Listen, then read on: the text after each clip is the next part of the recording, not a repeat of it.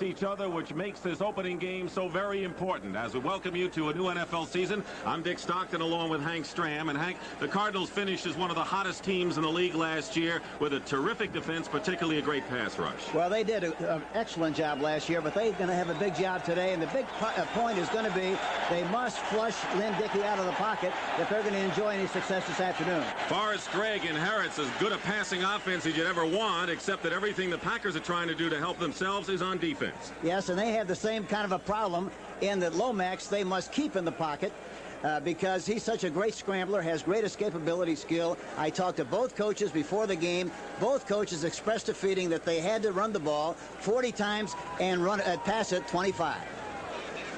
All right, the Cardinals have won the toss, and they have elected to receive.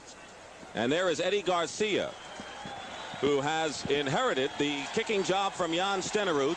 Steve Bird is in the middle, back deep for the Cardinals in the white uniforms. Willard Harrell and Randy Love are also back, and we're underway for the NFL season. Bobbled in the end zone by Bird, brings it out, and still going past the 20, and he really recovered fast as Bird brings it out to the 24-yard line where Ed West makes the tackle. The offense for the Cardinals.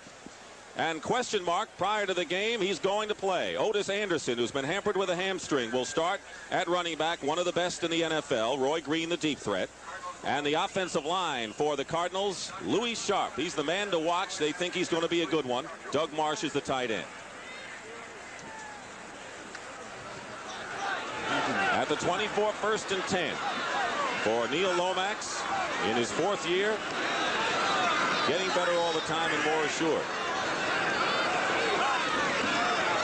And here's Otis Anderson. Picks up almost 5 yards on the play. Randy Scott makes the tackle. The Packers defense, and they're starting 2 rookies up front. Alfonso Carricker and Donnie Humphrey at the end. Terry Jones, the nose tackle. The linebackers, and a good bunch, led by Anderson and Douglas outside. And a secondary also featuring a rookie in Tom Flynn, a free safety out of Pittsburgh. It'll be 2nd and 5 now for the Cardinals. Starting with a double tight end offense, and now they change with a 2-back system. And let's see what they do on the 2nd play of the game. Earl Farrell, number 31, is the lead man, the blocking fullback, as Otis Anderson charges forward and has a 1st down.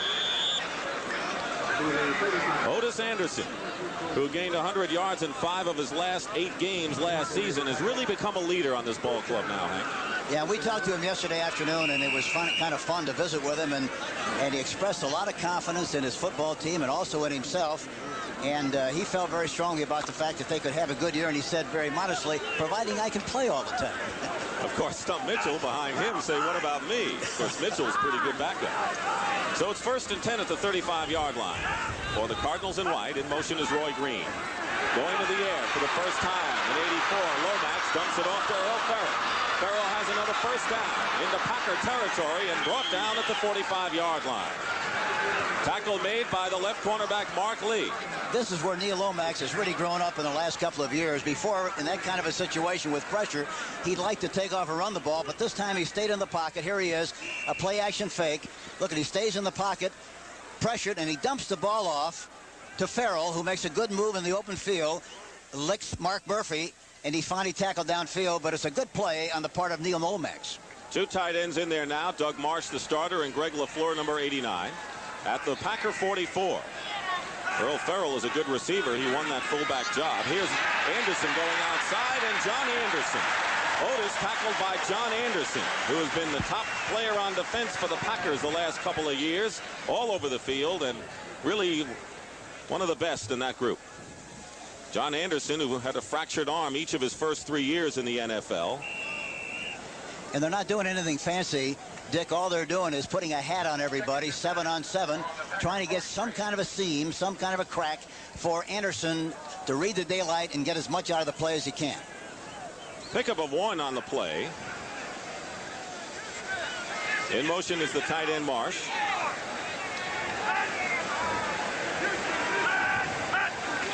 Going back the other way. Lomax under pressure, and he's down. No one picked up Alfonso Carricker.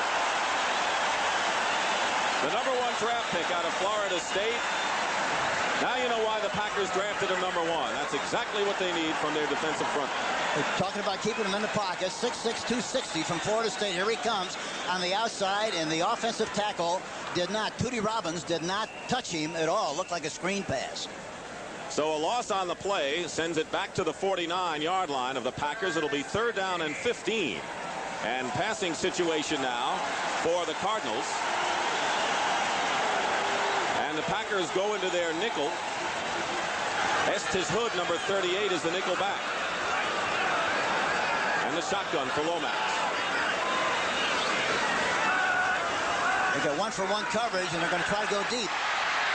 Out to Tilley. And Tilley goes nowhere. Tim Lewis puts him in a bear hug. And he is down at the 41-yard line, and it'll be 4th down for the Cardinals. I'm surprised they threw the ball short in that situation, Dick. They had bump and run, man-for-man coverage on the outside. And in that situation, you like to throw the ball deep. And the crowd for the Packer defense. They love him. So it's 4th down, and Otis Birdsong, Carl Birdsong, will be in to punt for the Cardinals. He was a Pro Bowl punter last year in the NFC, and Philip Epps, who's the fastest man for the Packers, back at the 10-yard line. You figure, Hank, anything the Packers do on defense with that great offense is going to be a big plus for them. And they're all talking about how much more aggressive they seem to be this year than they were a year ago. Plus the fact they have a lot more healthy people playing than they did a year ago. Epps inside the 10. Penalty flag is down, and he is dropped at the 5. And they looked aggressive in that first series, but we'll see what the penalty is. Stump Mitchell made the tackle on Philip Epps. Ben Dreith is our referee today. And a legal procedure against the Cardinals. The Packers will gladly take that penalty and force Birdsong to kick again. Jim Hannafin, in his 5th year, he has brought the team along. On a kicking team, 5 men in the backfield. The illegal formation penalty will have Birdsong kicking again. They're the officials today, and as we said, Ben Dreith, the referee. Cardinals, after a 1-5 start last year, finished 7-2-1 to have high hopes coming into this year. In fact, they were the last team to beat the world champion Raiders. Epps is deep. Epps made a mistake last time trying to catch the ball on the 5-yard line. He ought to make, he's standing on the 10, anything over the top of his head, he ought to just forget about it and take the chances of letting it go into the end zone. Long count, they get it down to 7. Birdsong booms it high, and now Epps will let it drop at the 1, and it bounces onto the field, and it's down by the Cardinals at the 1-yard line, and now they say it went into the end zone for a touchback. The Cardinals don't agree, but when we come back, the Packers will take it out at the 20-yard line. It's a touchback. So the Packers will go on offense at 1st and 10 on the 20-yard line with 10 minutes and 20 seconds to go in the first quarter. Dick Stockton and Hank Stram. Sellout crowd at Lambeau Field. We'll run down the Packers offense after this first play. Lynn Dickey is the quarterback, and he gives to Gary Ellis, who dives forward to the 26-yard line. Ellis, of course, is the tailback. Jesse Clark, the fullback, along with Dickey, but the great receivers, Lofton and Jefferson outside. Tight end is Paul Kaufman, one of the best in the league, and the offensive line, Tim Huffman, is starting in place of Greg Cook, who has a back injury. Huffman, number 74. And he'll have quite a job pass blocking on Al Baker, who is a tremendous defensive end and a great pass rusher, number 60. And Harlan Huckleby has come in for Ellis after that first play. So Dickey at the line, 2nd down and 4. Here's Huckleby. On a delay, Huckleby driving it out, has a first down just beyond the 30-yard line. Bob Harris makes the tackle for the Cardinals. A good defensive team with a terrific pressure from the front 4. Bubba Baker and Curtis Greer, 2 of the better outside ends. Grooms and Galloway at the tackle. Harris, who made the tackle. E.J. Jr. moved from the middle to the strong side. Kurt Allerman is playing in the middle, and the secondary led by the terrific Lionel Washington, who had 8 interceptions last year. 1st and 10 at the 31-yard line. They're shuttling in the backs with the play, so Ellis is back in there, and Dickey with his first toss complete to James Lofton, close to a first down. Wayne Smith covering him on the play. Terrific athletic skills by James Lofton. One thing we're going to see a lot of here this afternoon, I think they're going to pick on number 44, Wayne Smith, as much as they possibly can. Here you see Lofton getting off the ball, breaking to the outside, turns his head quickly. The ball is right on the numbers, and a completed pass. But they're going to work on Wayne Smith, I assure you. They'll throw in front of him a little bit early and then try to do business deep. Lofton, Pro Bowl 4 years in a row. No one complains about that. 2nd down and 1. He picked up 9 on the play. Here's a blitz, and here's Huckleby, who has the 1st down and more in the Cardinal territory at the 49. Good call against the defense, Henry. Talking to Bob Schnelker yesterday, the thing he said they wanted to do was run straight at the Cardinals because they do a lot of stunning. Here you see him. He's going to go straight ahead on the left side. They block down, and he reads the block. The offensive tackle breaks to the outside, but he makes a nice gain on the play, but a good read on the part of the halfback. And a 1st down for the Packers at the Cardinal 49. Dickey needs that good protection, and almost an interception. Almost an interception by E.J. Jr. coming over. That was not a good pass by Lynn Dickey. The New England Patriots have jumped up ahead of the Buffalo Bills 7-0 in the 1st quarter. The Chicago Bears in front of Tampa Bay 3-0. 2nd down and 10 at the 49. E.J. Jr. should have intercepted that pass. They've got so much, you know, sometimes it's difficult for the defensive people. They have so much tape and stuff on their hands that they really cannot get good control of the football, and I think possibly that happened on the last play. Lee Nelson is into the game as a nickel back for the Cardinals. He lost his strong safety position spot to Leonard Thompson. And now a timeout has been called by the Packers. So a timeout, 8:22 remaining in the 1st quarter. Nope. Forrest Gregg says coming back to Green Bay is like going back to your alma mater. He likes Green Bay. It's the only game in town. And, of course, everyone here is in a fishbowl, particularly the head coach. And a fellow across the street from Lambeau Field even put up a fence to welcome back Forrest Gregg. I wonder how many other fences and how many other signs were on that fence before Forrest got here. The question is, does it say welcome back or adios Bart Starr behind that, who, of course, was Forrest Gregg's predecessor here in Green Bay? I forgot to look on the other side of the fence. I think it's reversible. You notice it's a picket fence, and you can turn those things around. That's right. Anyway, Forrest Gregg is glad to be here, and, of course, he is a no-nonsense head coach. 2nd down and 10 at the 49 with 8:22 to go in the 1st quarter. Here's Gary Ellis looking for a hole, finding nothing, and good defense pressure by David Galloway, who's bounced back from a disappointing year last year. Galloway, number 65.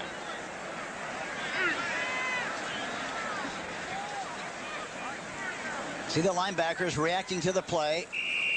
Larry McCarron trying to block Callaway, but he does not succeed in doing it. And, of course, Callaway gets good pursuit angle and makes the play. A very good front four. Galloway's pretty good pass rusher for an inside player. 3rd down and 14. Philip Epps comes in. Number 85 is the 3rd wide receiver for the Packers. Dickey. Pass. Not even close. They had man-for-man coverage that time, and Dickey was trying to hit the guy in the slot, and Victor Heflin, number 46, was covering, but in the process of making his move to the outside, he slipped and fell, and that's why the ball was thrown awry and falls incomplete. So Lynn Dickey, who threw 32 touchdown passes last year, but also threw 29 interceptions, something he'd like to improve upon, misses on that 3rd down play. So it's 4th down, and Bucky Scribner is in to punt for the Packers. He'll be kicking to Steve Bird. Scribner was 3rd in the conference last year, averaging over 41.5 yards per kick. Left footer. Fair catch called for by Bird as the ball goes into the end zone for a touchback. So the defenses have held, and that's what Hank Stram was talking about at the top of this broadcast. 7:26 will be coming back with the Cardinals on our back. No score in the 1st quarter. It rained all day yesterday and all morning here in the Green Bay area, but they covered the field, and the field is in excellent condition. Of course, it's a grass field, and they have taken great pride in that over the years here in Green Bay. At the 21st and 10, Roy Green in motion for the Cardinals. Anderson. And it was Mark Murphy came up from strong safety to make a fine play on Otis Anderson. Murphy is playing at strong safety. Johnny Gray, who was slated to start, is out for 4 weeks on injured reserve. You know, the other observation we ought to make here early, too, Dick, is the fact that the St. Louis Cardinals practice and play on synthetic turf. I think it's a lot more difficult to go from synthetic turf to a grass field than it is to go the other way. And I think it makes a running back psychologically feel a little slower on grass than it does on synthetic turf. Especially a runner like Otis Anderson. 2nd and 9 at the 21-yard line. Marsh moving in motion. Going deep for Roy Green. He's got the defense beaten, and he makes the catch. And a difficult catch at that to the 45-yard line. Mark Lee defending, but he could not keep up with Roy Green, who had 78 catches last year, tied for the NFC lead. They send a man in motion across the formation. They throw the ball deep. Look at, he sets up nicely. Plenty of time to throw the ball. And it looked like that Lee expected help deep outside. He did not get it from a safety man, and for that reason, why Roy Green was able to run right by him and make a very outstanding catch. 35-yard play. Roy Green, who caught 14 touchdown passes last year, and the Pro Bowl invitation followed. Converted defensive back. Cardinals have another one of those in Cedric Macklin. 1st and 10 at the 44. Screen pass to Tilley. His first reception, but only picks up 3 yards, and the Packers played that well. Tackle made by John Anderson and Mark Lee. Gain of 3. You know, the other interesting thing about this Green Bay defense, last year the linebackers were about 5 yards deep. I'm talking about 52 and 55. This year they're lining up about 3 yards deep, and they wanted to be more aggressive and be able to take on the offensive guards a lot better than they did last year. And so far it looks like they're doing a good job. Forrest Gregg likes aggressive people, and that's what he has. Otis Anderson tripping up. He had Louis Sharp in front of him, but again, Mark Murphy forcing the play makes the tackle. Actually, the Packers secondary did well enough against the pass last year, but with Ken Riley, who retired after 15 years playing for Forrest Gregg at Cincinnati, has worked on, and that is against the run support. You know, that time, Louis Sharp, the left tackle, number 67, who weighs 260 pounds. He got out there in good position to make the play on Murphy, but he was so high that he couldn't adjust the move of Murphy and missed the block. So the unusual 5 points for Atlanta, leading the Saints 5-0. 3rd down and 7 at the 41. They got 1-for-1 coverage now. See if they try to do something on top. Robert Brown in the game as a 4th defensive lineman. The pass is caught by Tilley. Penalty marker down. Tilley has a 1st down for the Cardinals at the 33-yard line. John Anderson tackled him there, but there's a penalty marker right about the line of scrimmage. And that usually means holding. And that's what Ben Dreith indicates against the Cardinals, so a 1st down is nullified. You know, that time Green Bay did a good job of disguising the defense. It looked like they were going to be in man-for-man coverage. And then on the snap of the ball, 71. on the snap of the ball, then they went into a zone which made the middle area vacated, very open, and they hit the spot, but of course there was a holding penalty on the play. It was Joe Bostic, the right guard, who's in his 6th season. The Detroit Lions against the San Francisco 49ers. You remember they met in the playoffs last year, and the Lions have jumped up ahead of the 49ers 7-0 in the 1st quarter. 3rd down and 17 now. Estes Hood is in as the nickel back for the Packers. Pressure on Lomax, and he's got a scamper. He's got some room. And right behind him was Charles Martin.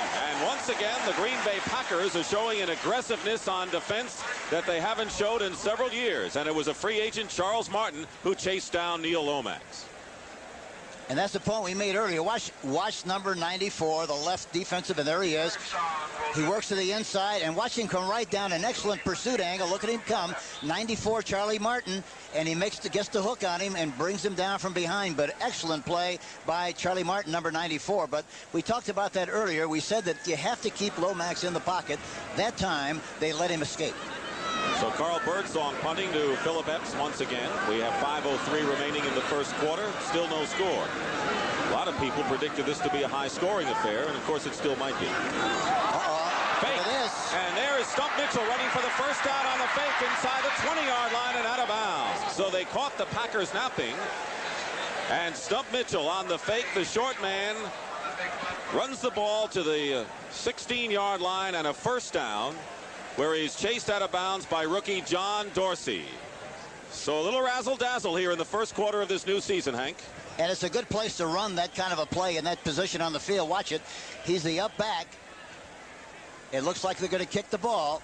There he gets the direct pass. There's a big hole on the right side, and he's, of course, a great runner. Makes a good move on the outside, makes a tackler miss, and he's finally knocked out of bounds. But not until after he makes the necessary yardage for the first down. Stump Mitchell is shaken up over on the far sideline and is still over there. Meanwhile, it is 1st and 10 at the 15-yard line. Here's Otis Anderson going outside, and once again, Mark Murphy. It was Douglas first, and Murphy made sure Otis Anderson wouldn't turn the corner. And Murphy's having himself quite a first quarter. And the Packers trying to tighten up the defense after Mitchell ran 25 yards on that fake punt. And Donnie Humphrey that time looked like he responded very, very well to the block of the offensive tackle, Louis Sharp. And he played the outside position and skated with the offensive tackle and made an outstanding play along with Mark Murphy, number 37. A loss of 3. 2nd down, 13. The ball is on the 18-yard line now. Earl Farrell is the up back, number 31. Well, they got a lot of room on the right side from a passing standpoint. They go left. Anderson gets it back to the line of scrimmage. And once again, the Packers hold Randy Scott. It'll be a 3rd down play. Randy Scott, who had a knee injury in the opening game last year and came back for the last 4 out of Alabama, and a very good run defender, an inside linebacker for the Packers. You know, that time, Dick, they had 2-on-2 on the right side. They had a slot formation, 2-on-2 on the right side. It looked like it would have been an opportunity to do some business on the right side, but they chose to run left and were stuffed on the line of scrimmage with Anderson carrying the ball. So now Neil Lomax faces 3rd and 9. He has Stump Mitchell and Willard Harrell into the ball game now. They got 1-on-1 on the outside again. Cedric Mack, number 47, is in the ball game. There he goes. This pass is to Tilley. Tilley inside the 5. And did he get over? He did. As a touchdown for the Cardinals. A crossing pattern to Pat Tilley. And Neil Lomax hits him for the touchdown to give the Cardinals the lead. Here they're in a spread formation. They pick up the blitzes in good shape. Plenty of time to throw the ball. Here's Pat Tilley breaking to the outside. I mentioned that on the preceding play. They evidently came right back in the huddle and said, we can do something on that right side. Here it is again. Good protection. He throws outside to Pat Tilley, makes an outside move, and he goes in for the touchdown. They go ahead 6-0. Well, they use him a little less frequently with the arrival of Roy Green as a speedster, but he's still reliable. So Neil O'Donoghue with Benny Perrin holding will try the conversion. The penalty flag is down. The kick is no good, but there is a penalty. The kick was off to the left, but a flag is down.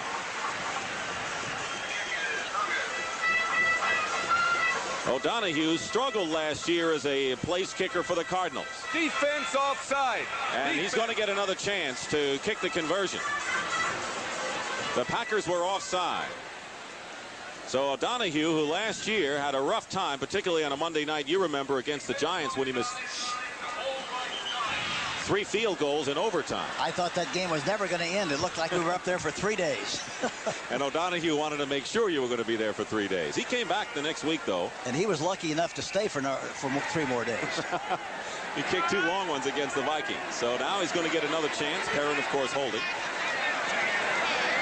Neil O'Donoghue, 6'6". See if he makes good on this one. Not a good snap, but the kick is good. And with 3 minutes and 19 seconds remaining in the first quarter, it's the Cardinals who take the lead as Pat Tilley catches a 15-yard touchdown pass from Neil Lomax. O'Donoghue will kick off for the Cardinals, who lead at 7-0. Deep for the Packers. Del Rogers on the left and Harlan Huckleby on the right. Rogers, coming back from a neck injury, had a terrific preseason, including a 96-yard touchdown return against the Rams. It's going to Rogers at the 6-yard line. Following his blockers, Rogers to the 20 and tackled at the 25-yard line by Bill Kay, who was picked up this week from Houston. Here's the scoring drive for the Cardinals. 10 plays and 80 yards. and capped by the 14-yard touchdown pass to Tilley. And now we see the replay. Cedric Mack on the outside, Tilley to the inside, number 83, man-for-man coverage. They just work on the 2-on-2. Very simple. Break to the outside, makes the catch. Twinkle toes into the end zone, touchdown. They go ahead 7-0. Good description for Pat Tilley. So Lynn Dickey bringing his club out, 12th year, coming off his most productive year. Gary Ellis tackled for a loss. Inside the 25, Curtis Greer making the tackle. But Ellis has been a versatile performer for the Packers. Moved from fullback to tailback last year and was Green Bay's leading rusher, although he gained less than 700 yards, Hank. That's one of the things the Packers want more of, and that's the ground game. You know, and he caught 52 passes last year, an average 11.6 per reception.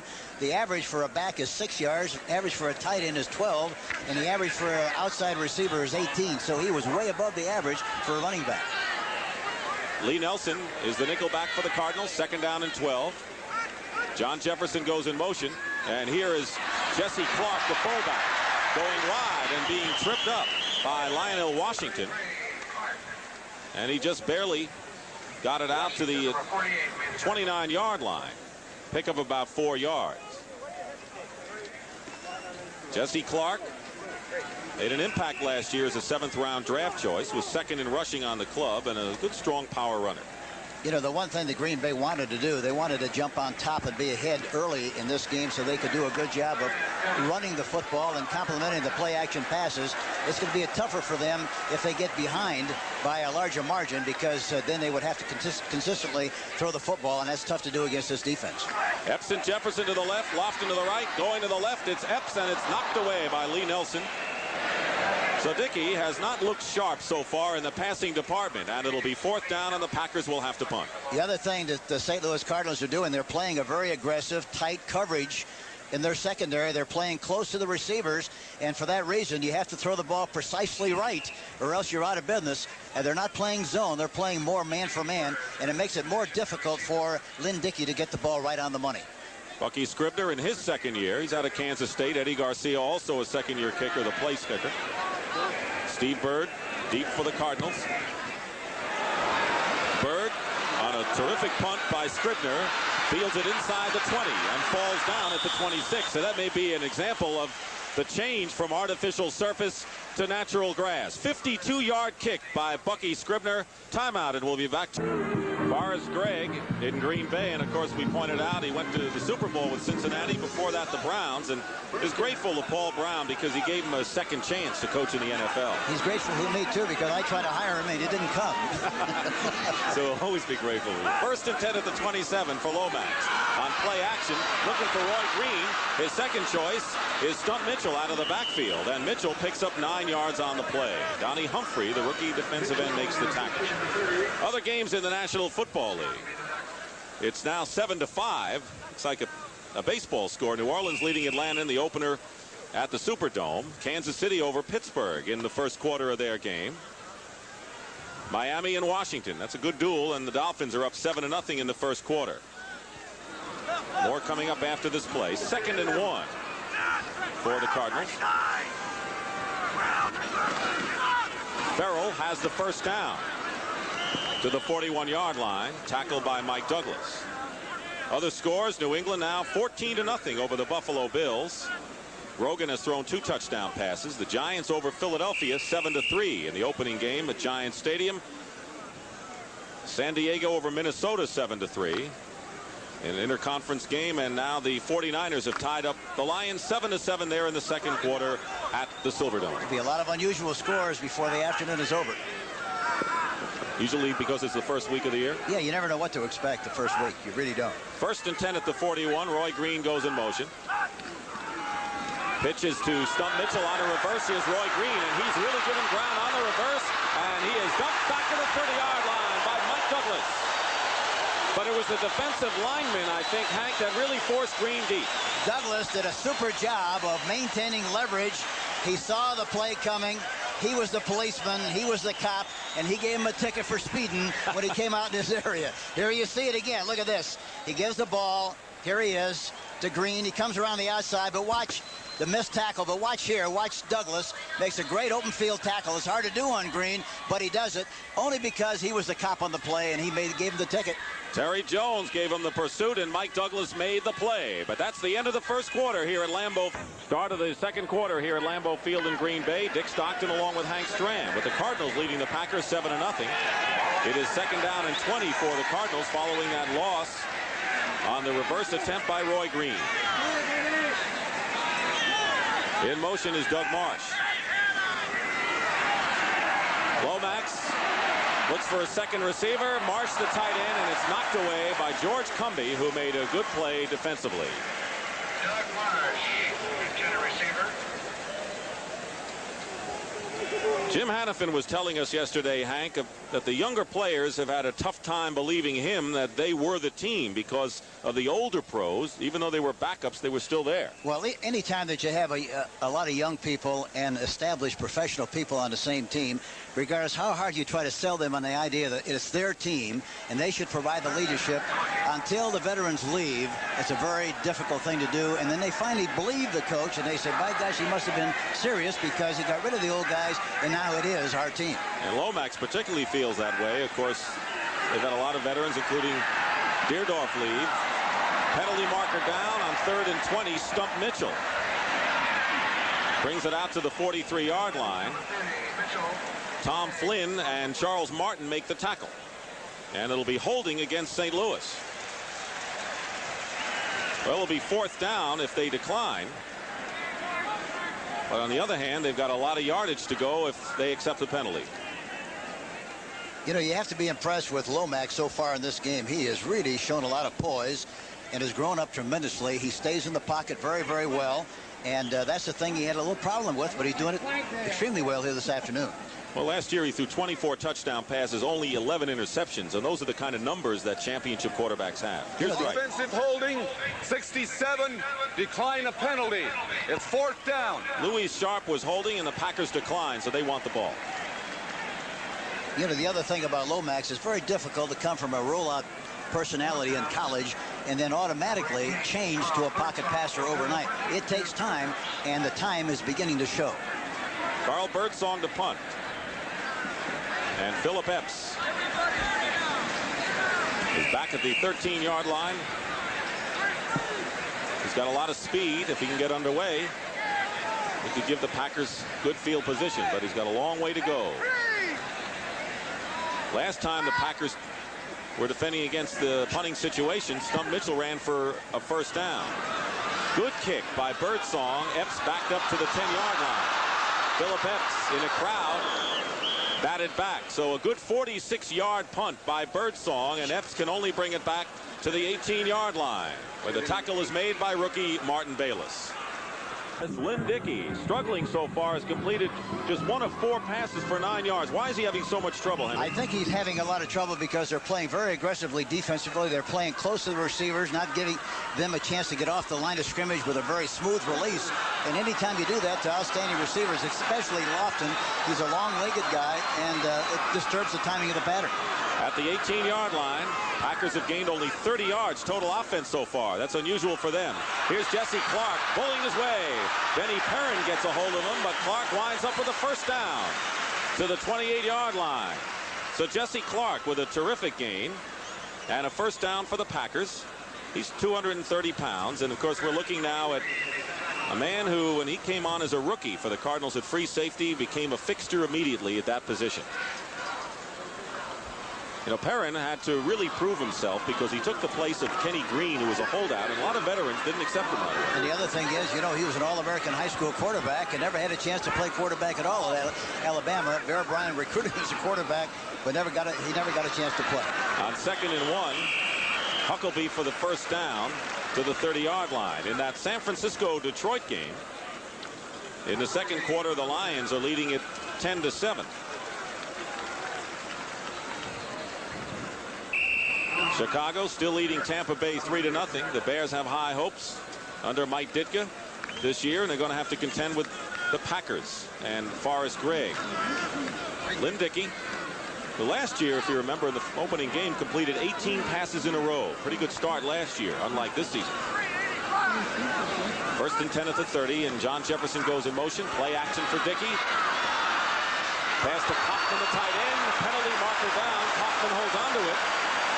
Leonard Smith was in a wrestling match. It looked like Greco-Roman from the Olympics for a moment there. But a penalty flag. It looked like he might pin him, but he didn't quite get it done. But he got caught in the act. Kaufman caught the ball. But you talk about good coverage. Leonard Smith was all over him that time like a blanket, and really did a good job of covering him. He evidently made a faux pas in the process, but we'll see what they call. This year, the referee will tell you what the penalty is. The umpire will mark it off. Defense, pass interference number 44. That's a first down. It's a pass interference call on Wayne Smith, who wasn't near the play, but it's a pass interference on the defense and an automatic first down. Watch Jefferson go in motion, then he breaks across the field. There's number 44. It was.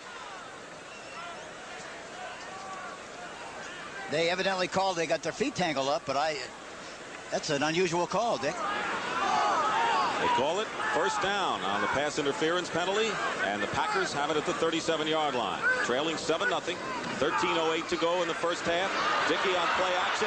He's going to go deep for James Lofton. Double covered, makes the catch anyway.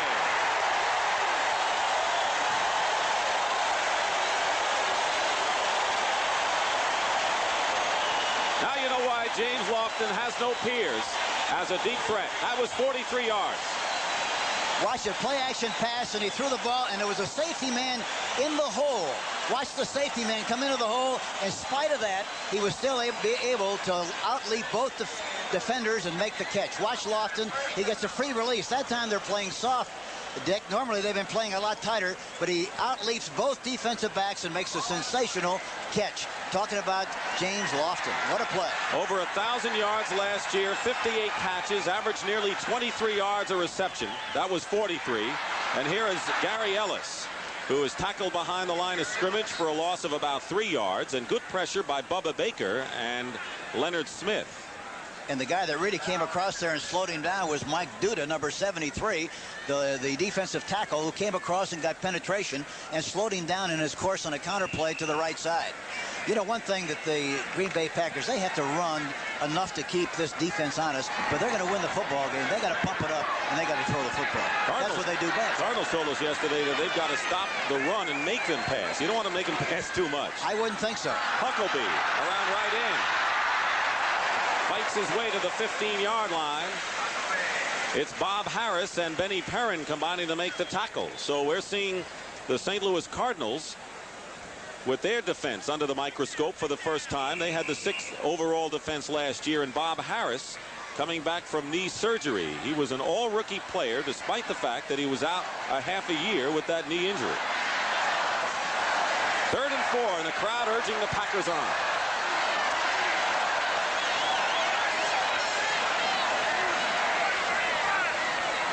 They got 3 wide receivers in there. And 5 defensive backs. Dickey going for Jefferson. Intercepted by Benny Perrin. And that's that. So the Cardinals defense clamps down on Green Bay, and Benny Perrin picks off a Dickey pass in the end zone intended for Jefferson. They're playing with 5 defensive backs. Look, he's got plenty of time to throw the football. Throws it over the top, but into double coverage, and Benny Perrin, he didn't see him coming in from the center field position. He makes it sensational interception, sucks it right up. Cardinals with an interception by Benny Perrin and giving Neil Lomax the ball 1st and 10 at the 20-yard line. Lomax has completed 7 of 8 for 104 yards. As Hank mentioned, he has been very alert and very sharp so far. Here's Otis Anderson. Upended. Right at the line by Alfonso Carricker. What a play by the rookie, who was slowed by a knee injury early in preseason and only saw his first real action in the final preseason game against the Colts. You know what was so impressive about that play? Carricker is 6'6", 260, and he got very, very low to make that play, which is very hard for a tall guy to do, but he got underneath it all and provided a good surge and hit him well with the shoulder pads and made a great tackle. Bill Neal is in the game at nose tackle, the former New York Giant, number 77 for the Packers. 2nd down and 8. And here's Anderson trying to go left. Anderson head down, drives it out to the 26-yard line, and Randy Scott and George Cumbie, two inside linebackers, pursuing well on the play. That's the Packers' strength on defense, their linebacking. Now watch the linebackers. Randy Scott 55 and Cumbie 52. They're a little tighter, as I mentioned earlier, and look at Randy Scott 55, gets into the gap, takes a good pursuit angle, and makes a good tackle from the inside out, wraps his arms around the ball carrier, Anderson, and really does what you're supposed to do, or he did what he's supposed to do as far as pursuit is concerned. I keep thinking what you said before about going from the artificial surface to the grass, and I think Otis Anderson is looking like he's running in molasses right now. Well, I think anytime you go from synthetic turf to turf, it's like running in quicksand. 3rd and 4, Lomax to the air, completes the pass to Tilley, and Tilley may have a first down. He does. Out to the 32-yard line, Tim Lewis makes the tackle. An old reliable, a skilled receiver, Pat Tilley, who still caught 44 passes last year. First down, St. Louis. We have 9:08 remaining in the first half. Cardinals scored in the first quarter when Lomax hit Tilley on a crossing pattern, 14 yards for the touchdown, and the only score we've had. You know, Tilley is very quick. He doesn't have great speed, but deceptive speed, and he averaged 15.7 per catch last year. He's caught 5 so far in this game, Hank. Lomax up the middle, intercepted. Tom Flynn, the rookie, brings it back to the 30. And listen to the crowd. Now we have a flag, a late hit. And now the teams are getting really testy over at the sideline. Neil Lomax made the hit, and somebody hit Lomax. And Lomax better get out of that traffic and get away from the mob. But watch this now. They have a strong safety blitz in Mark Murphy, number 37. I don't know whether you see him coming from the outside, but he throws it right into the folks. Number 41, Tom Flynn, makes the interception. He didn't see him. He's the free safety and goes down the far sideline. Plus, they tack on another penalty for unnecessary roughness on the sideline. So the Green Bay Packers now have possession on the plus 15. Unnecessary roughness, late hit out of bounds, number 15. That's a first down. They called a penalty on Neil Lomax. How often do you see unnecessary roughness called against the quarterback?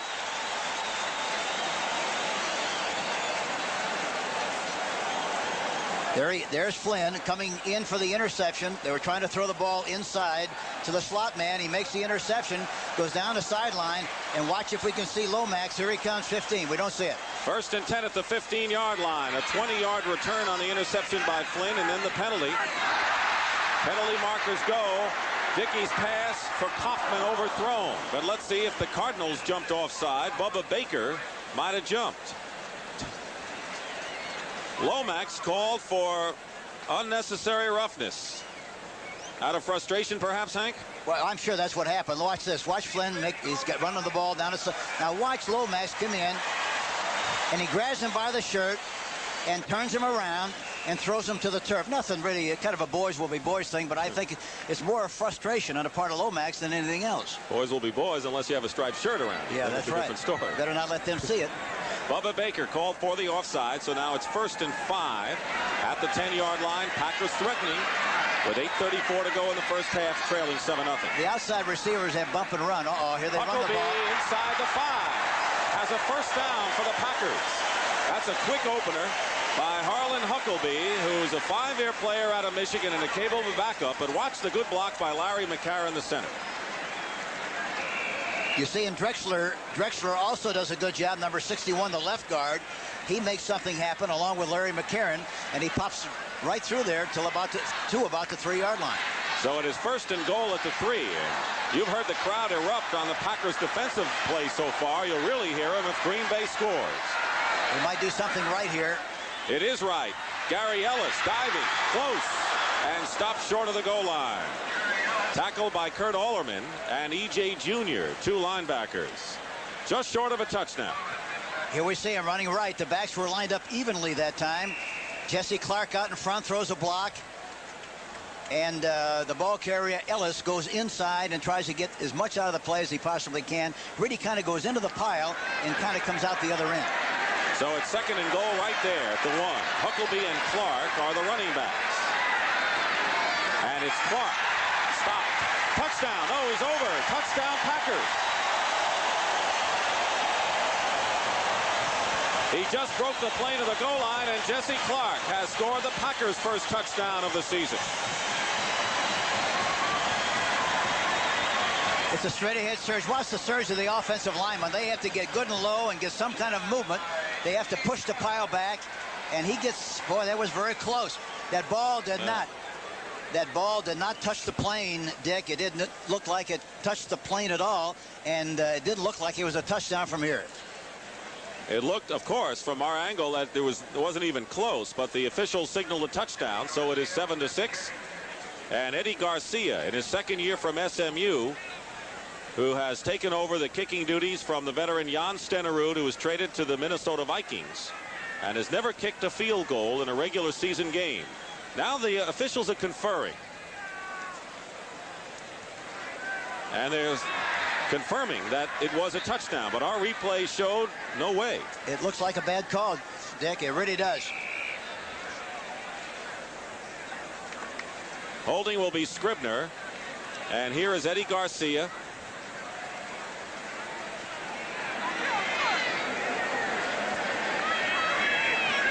Trying to tie the ball game. They want to get the kickoff in 1-3 or less. Kick is good. Let's take a look now at Jesse Clark. Did he go over or didn't he? Here, let's take a look at it again. Here's the surge. Now watch him. He did not. The ball did not come close to coming over or touching the line. It was not a touchdown. But it's 7-7 on the board. 7 here in the second quarter with 7 minutes and 20 seconds to go. And Eddie Garcia, who added the 7th point, capped a 4-play, 15-yard drive in what from our replay was a controversial touchdown. But it is 7-7 indeed. Steve Bird is deep. The middle man a yard in the end zone, bringing it out. Runs into his own player, Heflin, and is tackled at the 17-yard line. Well, don't forget, immediately following the conclusion of this game, CBS Sports coverage of the U.S. Open Tennis Championships will continue, and you'll see third-seeded Jimmy Connors go against Andre Lecomte. This is a third-round match from Flushing Meadow, New York. Lecomte was the last man to beat Bjorn Borg. So that could be a trivia question down the line, Henry, but it'll be Connors and Lecomte. Get a sore neck looking at that one, too. Well, those serve and volley guys give you a little bit chance to get your neck back, don't they? That's right. You need a massage. With the women, it's a little different. Need a massage. 1st and 10 at the 18. Randy Love is now in at fullback, number 40 for the Cardinals. Green is in motion, and here is Otis Anderson. A little better acceleration that time, but carries it out to the 21, a pickup of 3, and Bill Neal makes the tackle. Interesting story about Bill Neal. He's in his 4th year with the in the National Football League and was picked up on waivers from the New York Giants, number 77. He's coming back from a lot of knee rehabilitation. But when the Giants last make the playoffs in '81, he was a starter and played very well. He gives you everything he has, and he dances every dance. He's a good one. Surprised the Giants gave up on him? Yep. Here's Anderson, hit immediately by Randy Scott on 2nd and 7. Pickup of a yard, and that's all. I think the Packers are really gearing towards Otis Anderson, who has picked up 23 yards and 11 carries so far. And I think he's having a little difficulty. I think that leg is still sore.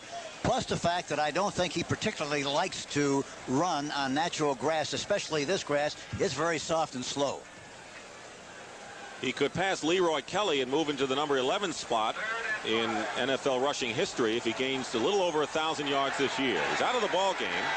Stump Mitchell is in there along with Willard Harrell, 3rd and 5. Just under 6 minutes to go in the first half. Lomax going for Roy Green. Incomplete. Covered on the play by Mark Murphy and the nickelback Estes Hood. So Green, who caught a 35-yard pass earlier prior to the touchdown, it'll be 4th down now. That time they threw into double coverage, and they tried to sell him on the idea they were going to go in the middle, and that's where you usually like to throw against that coverage. But he broke it to the outside. The ball was thrown just a little bit too high, but Green really made a good move, and he was open on the play. There's Philip Epps, who will be on the receiving end of Carl Birdsong's punt. Birdsong has never had a punt blocked in his career. Not that we want to jinx him here, man. Well, that's usually what happens when you say that kind of a thing. Why usually something bad happens. Not that time. No. He gets it off. Epps at the 39. Gets by a couple. Gets into Cardinal territory to the 48-yard line. And good field position. Bayless makes the tackle on a 38-yard punt. And a good return by Philip Epps. We'll be back. And has had 2 straight winning years. And, of course, if the Cardinals are going to make hay in the NFC East, they're going to have to at least split against Dallas and Washington this year. That's their feeling, and if they can do that, well, I think they got a good chance. I think Green Bay has to throw the ball a little bit more on first down, too, especially when they have good field position. They stick it on the ground, and it's Clark inside the 45-yard line to the 44. They're starting this on good field position. Greer and Allerman made the tackle. Let's see what's going on around the National Football League. New Orleans leading Atlanta 14-12. There was a safety in that game. Kansas City, a surprise to many, leading Pittsburgh 17-3, and Washington, after trailing Miami, now leading 10-7. New England running it up against Buffalo in the second quarter in Orchard Park. 2nd down and 5 at the 44. This could be a good passing situation for Dickey, but he keeps it on the ground, and Harlan Huckleby is hit at the line by Mark Duda. Bob Harris also combining. Duda had a lot of baby fat last year, Hank, but he has worked out with the weights, as all players are doing now, apparently, and has a different physique. He's a big, tough guy out of the University of Maryland, a 4th-round draft choice. But the great thing about him, he's extremely good against the run. He needs a lot of work on the pass rush, but he's very efficient against the run. 3rd down and 5. You're surprised Dickey hasn't gone to the air on the first 2 downs of this situation. I am very surprised, because I think they, with the man-for-man coverage that they're seeing so much of, you have to go after the big play and try to come up with a feast or famine situation. Pass here and complete it to Kaufman for the 1st down. So with a 2 tight end offense, Paul Kaufman is on the receiving end. Lee Nelson makes the tackle. One of the best tight ends in the league, number 82, right there. Unusual thing with Dickey that time. He moved the pocket. Look, he rolls out to the right and dumps the ball off very quickly to Paul Kaufman, who makes the catch, and they move the chains, and that's what it's all about. Dickey, not known as a mobile quarterback by any stretch, was Kaufman.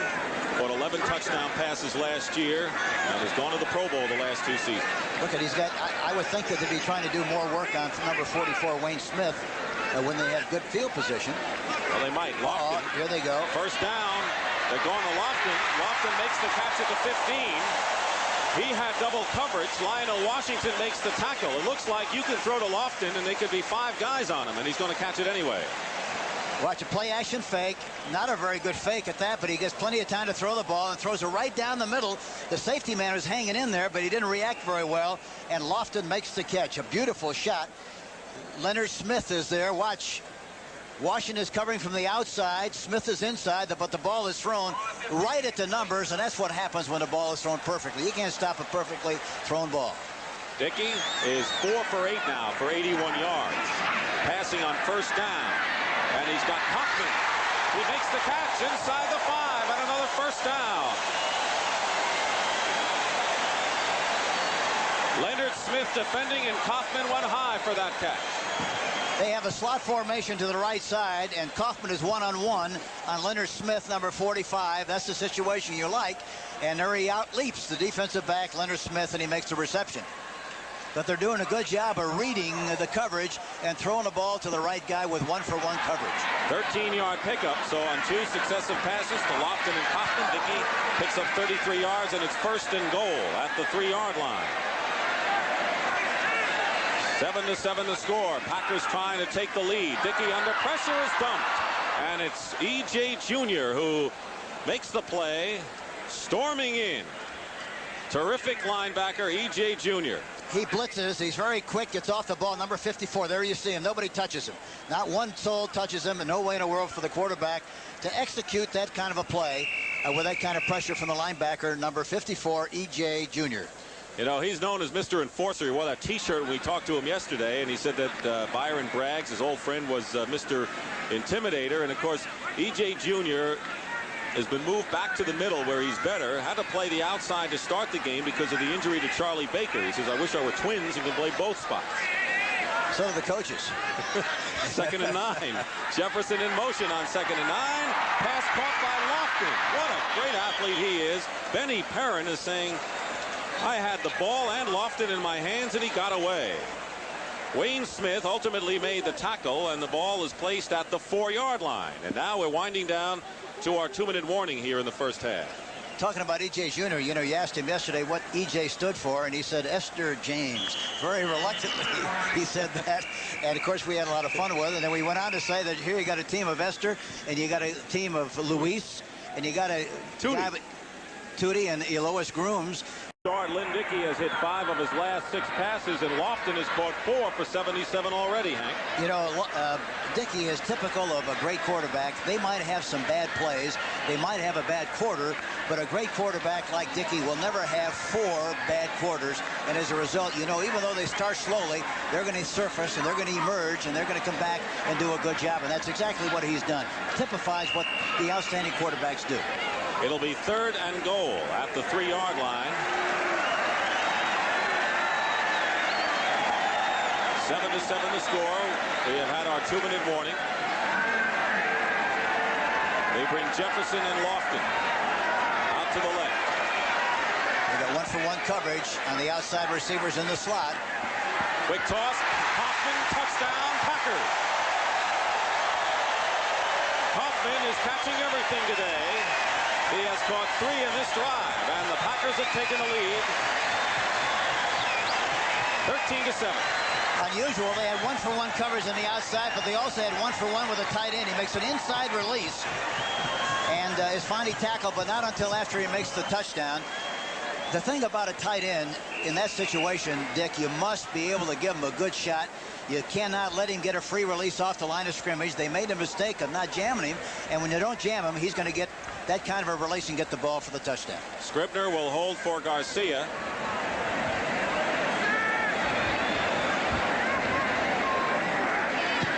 Is good, and the Packers lead. So this touchdown was a pretty good drive by Dickey.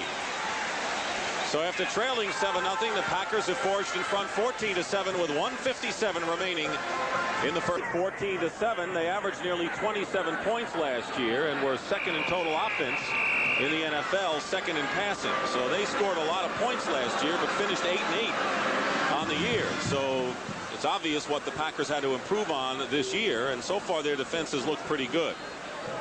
I think psychologically, I think the team felt, you know, that they needed desperate help on defense, and they seemingly have helped themselves tremendously. And with that in mind, why I think the offense is going to be even more productive and more relaxed, because they know now they're going to get some help for the defense too, and they don't have to rely strictly on the offense.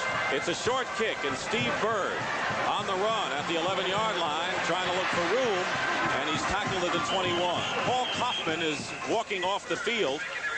We'll try and find out what that's all about. Meanwhile, we want to tell you that on Saturday, September 15th, CBS Sports will kick off its 3rd season of college football with a game between the Washington Huskies and the Michigan Wolverines. 2 teams that made bowl appearances last season, once again expected to be among college football's best.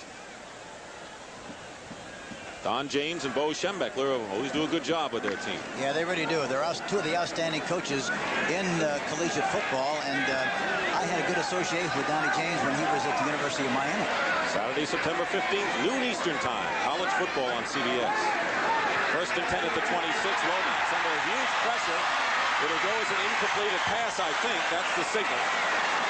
Mike Douglas, with a terrific rush, made the hit on Lomax. Green Bay would usually come with 4 people, 3 linemen and a linebacker. This time they blitzed number 53, Douglas, and watch him. Nobody touches him on the play.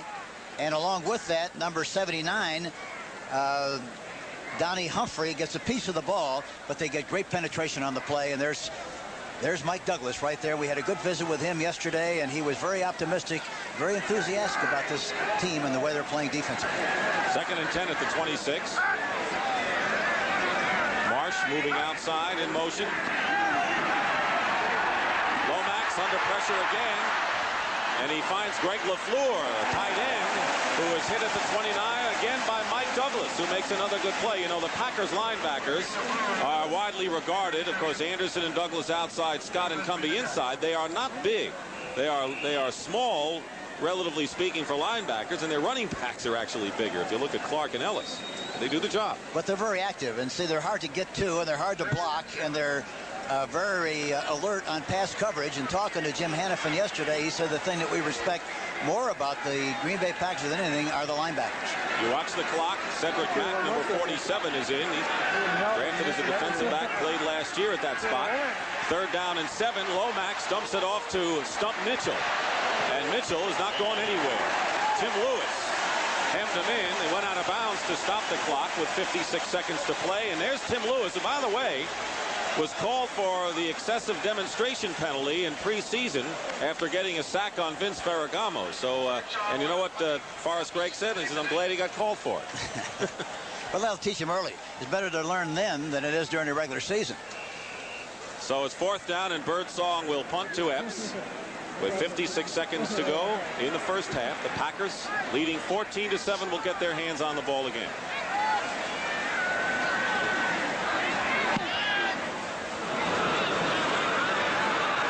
Backing up to the 20 is Epps. Epps, he's off. He's got Birdsong to beat. Oh! And is tripped up by Carl Birdsong, the punter. Otherwise, Philip Epps would have gone all the way for an 80-yard touchdown. What a return. It looked like he was going to change the scoreboard on that play.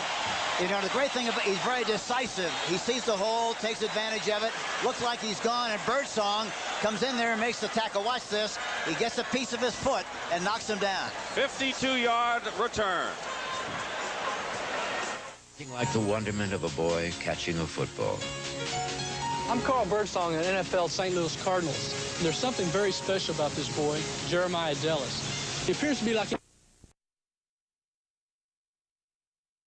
But a 39-yard return by Epps. By any number, that was a pretty good return. 1st and 10 for the Packers at the Cardinal 41. Dickey gets it away, and it's caught by Jefferson. And I think the Packers have a 1st down. In any event, the Packers may be calling a timeout, and they do. It is a 1st down to John Jefferson. Watch Dickey. This is a fantastic play on the part of Lynn Dickey. Look, he gets back in the pocket. He gets anchored to throw the ball. Look at Galloway's in his face. Look, in spite of that, he gets pressure from the outside, and he still gets rid of the ball in good shape to John Jefferson to get a 1st down. Timeout called at the 31. Watch the rush. Look at, there he is. There's Callaway, number 65, gets the hook on him. But in spite of that, he throws the ball falling away to Jefferson, and he makes a great catch. An 11-yard pickup to J.J. John Jefferson, who, according to Lou Carpenter, his receiver coach, says he's got the finest hand-eye coordination he's seen. He makes the tough 1st down catch all the time. And, you know, I guess along with San Diego, this is the most prolific passing offense in the National Football League. Oh, I think there's no question about that. This team is very outstanding. Plus the fact that the unsung hero in this passing combination is Paul Kaufman. He doesn't have great speed, but he has good moves, terrific hands, and catches everything in sight. So there are 33 seconds remaining in the first half. The Packers have 1 timeout remaining. They're leading 14-7. Jesse Clark on a 1-yard plunge, and Dickey hitting the tight end Kaufman, and that Hank was just talking about, for 3 yards to account for the Packers scores. Here is Clark slicing off tackle, has a 1st down inside the 20-yard line. Jesse Clark, who averaged over 4.5 yards per catch per run last year, picks up 12 yards. Leonard Smith the tackle, lining up quickly, clock running, 15 seconds to go in the half. Dickey dumps it off to Henry Child. Let's see who makes that catch. It is Ellis, Gary Ellis, out of the backfield. Bob Harris makes the tackle, and the Packers call their last timeout with 8 seconds to go, and Garcia is going to get the call now, Hank. They want to go for the field goal. This is a good, wise move, because you don't want to wait too long to kick the field goal, because in case there's a penalty, you don't get a chance for another shot. See, a lot of times you let the clock run down to 3 or 4 seconds, you kick the field goal, but in case something happens, you don't get a chance for the option of the penalty. That's a good point, because obviously on a defensive penalty you get another chance, but if it's an offensive penalty and the clock runs out, you're out of business. You're out of business. So this is a good time to call the timeout with 8 seconds rather than wait down to 3 or 4 seconds. It'll be a 29-yard attempt. They let go and traded Jan Stenerud so that Garcia would kick. And of course, Stenerud kicked many years with you. Well, he's such a, yeah, he's still a great kicker, Jan Stenerud is, but I think basically Stenerud wanted to go to one of 2 places, a place with a dome where he could kick under good conditions, or to be able to go south someplace. He was able to go to Minnesota, and that's what he wanted, and it's better off for him. Plus the fact they have a great young kicker in Garcia, and I think he earned a right to be an outstanding kicker as they progressed during the 1984 season. Well, he's promising but untested. Scribner will hold. This will be a 29-yard attempt. He's never kicked a field goal in an NFL game in the regular season. 29-yard attempt is no good, off to the left. So Garcia misses the field goal from 29 yards out, and the score remains 14-7.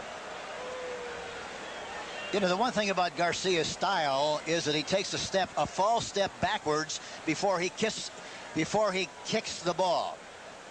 Watch, if we can see, he takes a step backwards with his right foot, and then he approaches the ball, which is a false step, kicks the ball. Looks like he got pretty good follow through, but obviously hooked the ball, went to his left, and no good. So the Cardinals take over. 4 seconds remain in the first half.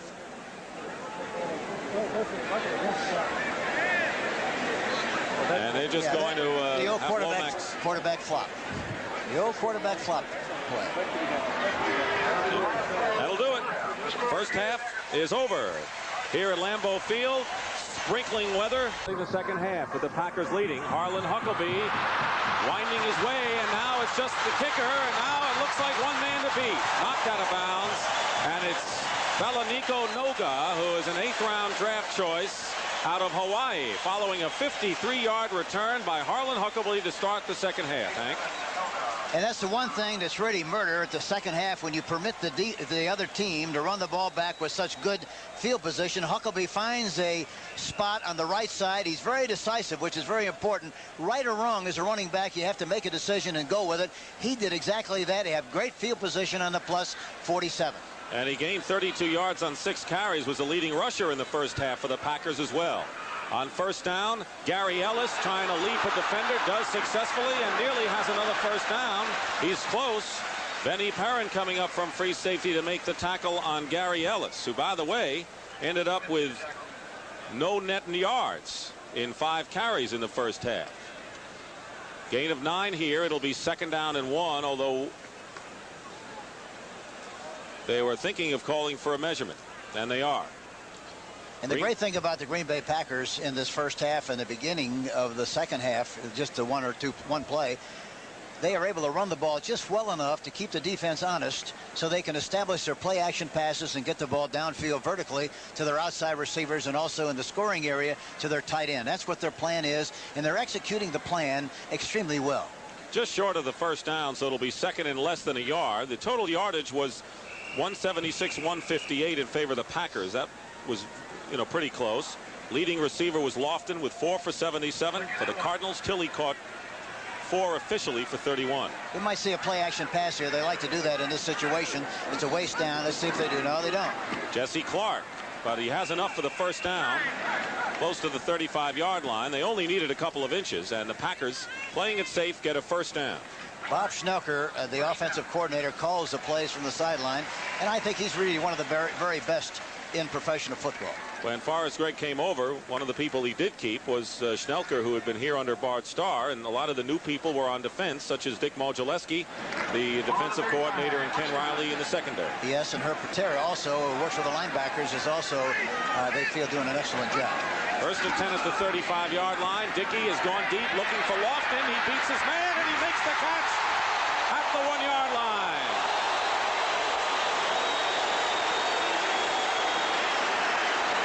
And Lofton beat a pretty good defender in Lionel Washington. But here again, he gets a free release. You don't see it, but he gets a good release off the line of scrimmage, makes a little move to the outside, and here you see the ball is thrown just perfectly right over the top. Washington, watch the top of the screen. Watch 83. Watch Lofton go to the outside, makes him turn to the inside, and when he does that, it's all over. School is out, makes the touchdown. Beautifully thrown ball, but that's what they're doing. They're looking for field position for the big play. So it's 1st and goal inside the 1 for the Packers. Lynn Dickey goes over for the touchdown. Well, if you want to talk about big plays, the Packers had them, and the crowd loves it. Dickey with a 34-yard pass to Lofton, but the big play perhaps on this drive was Huckleby's 53-yard kickoff return that really gave the Packers good field position, and they lead it now 20-7. Garcia in to try the conversion with Scribner holding. 2 minutes and 15 seconds into this 3rd quarter. The Packers strike again.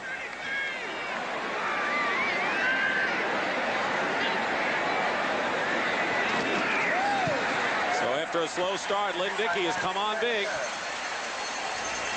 It's 21-7 in favor of the Green Bay Packers. 21-7 after the Cardinals struck first in the 1st quarter. And Dickey, after a slow start, now has completed 10 of 14 for 153 yards, 1 touchdown, 1 interception. Kicking off Garcia, Steve Bird returning it and moves it up to the 26-yard line. So the Packers striking quickly. This was the scoring drive, and of course Lofton, the big reception. He's caught 5 for 111 in the game. Watch the replays coming up again to the big play. Dorsey, tackle. There you see Lofton on the outside of the screen. Washington turns his knees to the inside. He breaks to the outside, gets him turned around. The ball is thrown right over the top perfectly. It looked like it was a touchdown, but he marked it on the 1. And of course Dickey goes in for the touchdown. Cardinals at the 27, 1st and 10. Got to play catch up now, and as you talked about, Lomax, of course, he dumps it out to Anderson. He has some blockers, and Otis Anderson, still going, is down at the 35-yard line. He'll be shy of a 1st down by about 2 yards.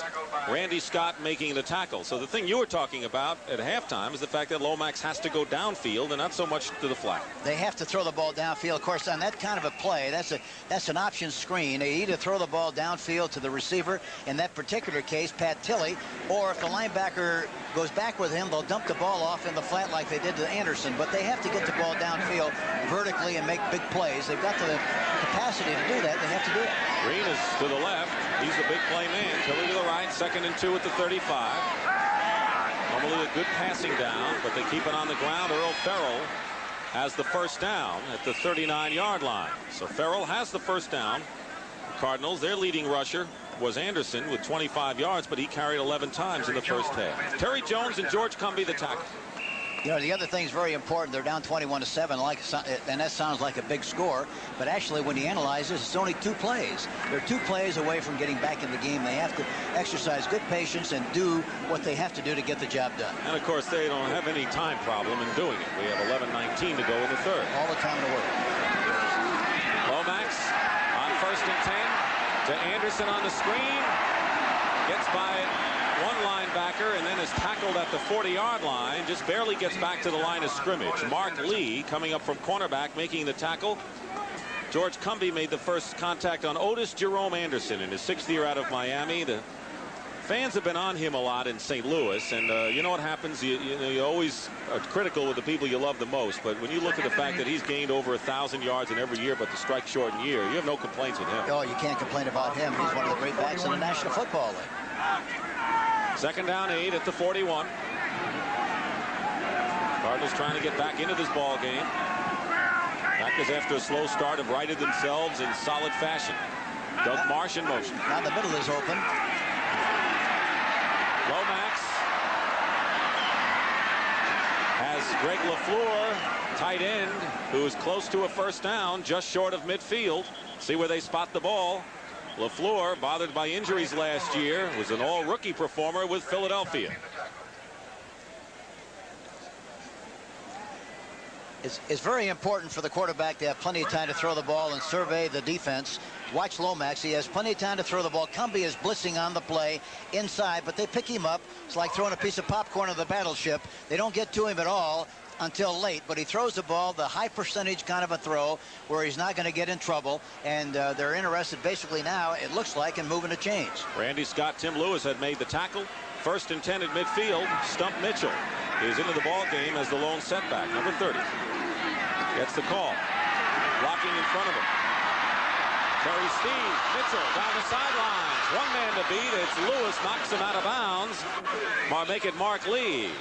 Mark Lee knocks Stump Mitchell out of bounds. That's 2 big plays for Lewis for Stump Mitchell today. This goes for 39 yards. And that was a counter play. Watch him take a step.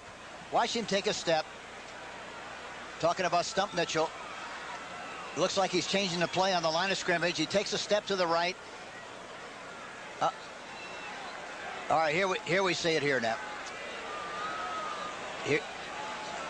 Watch number 30.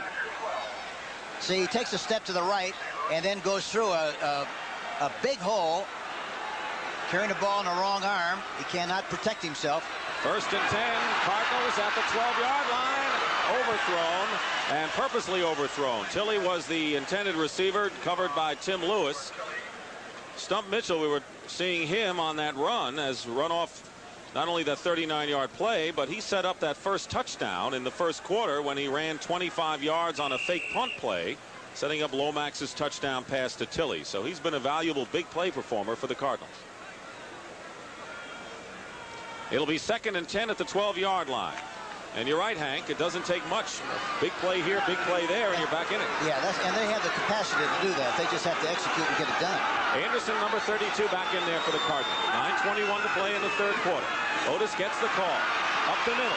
Anderson at the 5. And to the 3-yard line. That's what they pay him to do.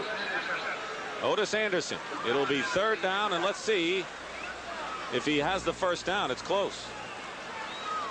Bostic, a good block. Watch the right tackle, Tootie Robbins, pulling on the play. And he gets through there in good shape and fights his way through the traffic and takes it down to about the 2-yard line. Anderson is big and is strong. He's 220. He's 6'2". Last year he weighed 230. He's lost 10 pounds and he feels a little quicker. It is 3rd and less than a yard for the Cardinals. Even though it's the 3rd quarter, this is an important play. Looks like something left. It is left. Anderson. Touchdown for Anderson, and the Cardinals come back. Made it look easy. Not only was it something left, there was 6 points left. Yeah, they changed the scoreboard, gave the scorekeeper some business. On the St. Louis side, and of course the fans are quiet like church mice. Yep. Changes in a hurry. Here you see the play. They cave everybody in, and he gets outside. If he gets a step outside of anybody, he's going to score, which he did. Talking about Otis Anderson. Number 32. One of the Cardinal linemen may be shaken up. Perrin will hold for Neil O'Donoghue. Kick is no good. He misses the conversion off to the left. O'Donoghue missed a conversion, but there was a Packer penalty in the 1st quarter, gave him a 2nd chance, and he made good. So that may come back to haunt him. So it's 21 to the conversion. Now we'll kick off for the Cardinals, who trail the Packers now 21 to 13. Stump Mitchell with a 39-yard run, setting up that touchdown. Otis Anderson goes for 2. Onside kick, and the Packers are right there. Alert play by the Green Bay Packers, and it was Ed West, a rookie free agent tight end from Auburn, who was off the roster and then back on the roster, and he's going to put a smile on the face of Forrest Gregg with that one when he looks at the film. He really will. Big play. Ed West, number 49, their 3rd tight end. So the onside kick, that's a gamble.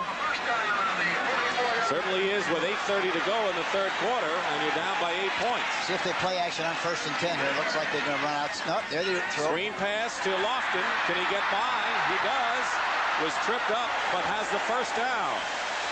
At the 32-yard line, Benny Perrin makes the tackle.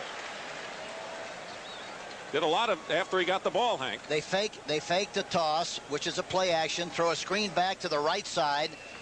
Lofton makes a good move and a good block inside by Larry McCarron, number 54. A beautiful block enables Lofton to get downfield and make a big play.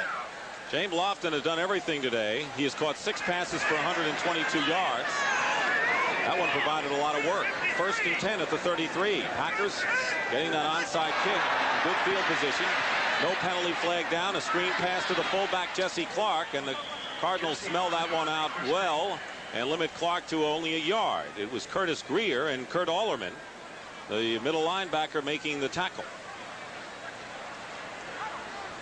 7.5 minutes to go in the 3rd quarter, and now E.J. Jr., who had some problems physically leaving the field. He's been playing the strong side position. Kurt Allerman is in the middle. Dave Aaron's 58, maybe in there for him. Here is Gary Ellis. Can't go anywhere thanks to David Galloway, who got an arm and wouldn't let go. Galloway is a very active guy inside, and so far has been very impressive. Number 75. Aarons is the linebacker in the ball game, and now he comes out of the ball game along with Kurt Allerman. And so Floyd Peters, who has really developed some good defenses, particularly defensive rushes at San Francisco and in Detroit, with the silver rush and the gold rush. And I tell you, they have an excellent, one of the very best defensive backfield coaches in the business, and Tommy Bettis, who works with the defensive backs. 3rd and 9 at the 32. Dickey incomplete. He was going for Harlan Huckleby and all over him with Bob Harris, and now a flag comes about an hour and a half after the play. Well, you talk about lateness. That was a great illustration of it. Everyone was home and went to bed, and all of a sudden the official threw the flag. Yeah, he jumped out of bed and threw the flag. Pass interference called against the Cardinals, and obviously Harris. I think it was a pretty good call, Hank, but you wondered where the yellow flag was. Well, I tell you what happens, you know, in a game when you're on the sideline and that happens, the thing that really bothers you is the fact that they're undecisive. If they do it right now, then you understand. You don't question Defense pass interference. That's a 1st down. But if it's delayed action like we just saw, then of course you wonder, you scratch your head a little bit. It doesn't do any good, though. They still have the penalty. Watch the tail end of it. There you see a good shot of the pushing. No question about it. Pushing. Pass interference on the part of the defense. And it's 1st and 10 for the Packers on the 25 following that automatic 1st down call. Here is Del Rogers carrying for the first time today, moving ahead for a couple of yards. Interesting about Rogers, he's coming back after a neck injury, and he suffered it while helping the United States Olympic women's ski team train. He likes to moonlight, doesn't he? Anyway, he was out with a neck injury all of last year, had a big rookie year 2 years ago, and he's okay now. It'll be 2nd and 7 following that 3-yard pickup. E.J. Jr. back in the game on defense for the Cardinals. Jesse Clark, and it was Duda that got him from behind. It'll be 3rd down. You know, Green Bay has had the last 2 times man-for-man coverage with the slot formation on the right side. And I think really when you see that, you have to take advantage of it. I'm surprised that they haven't done it on the last 2 plays. We might see it here. But it looked like the St. Louis Cardinals defense was very vulnerable to something out in front of the backs on that left side. 5:20 remaining in the 3rd quarter. The Packers lead the Cardinals 21-13. Lynn Dickey, by the way, has hit his last 9 passes. We told you last year he started the season hitting 18 in a row. He's hit 9 straight now. We're out. 1 for 10. Not this time. Intended for Huckleby.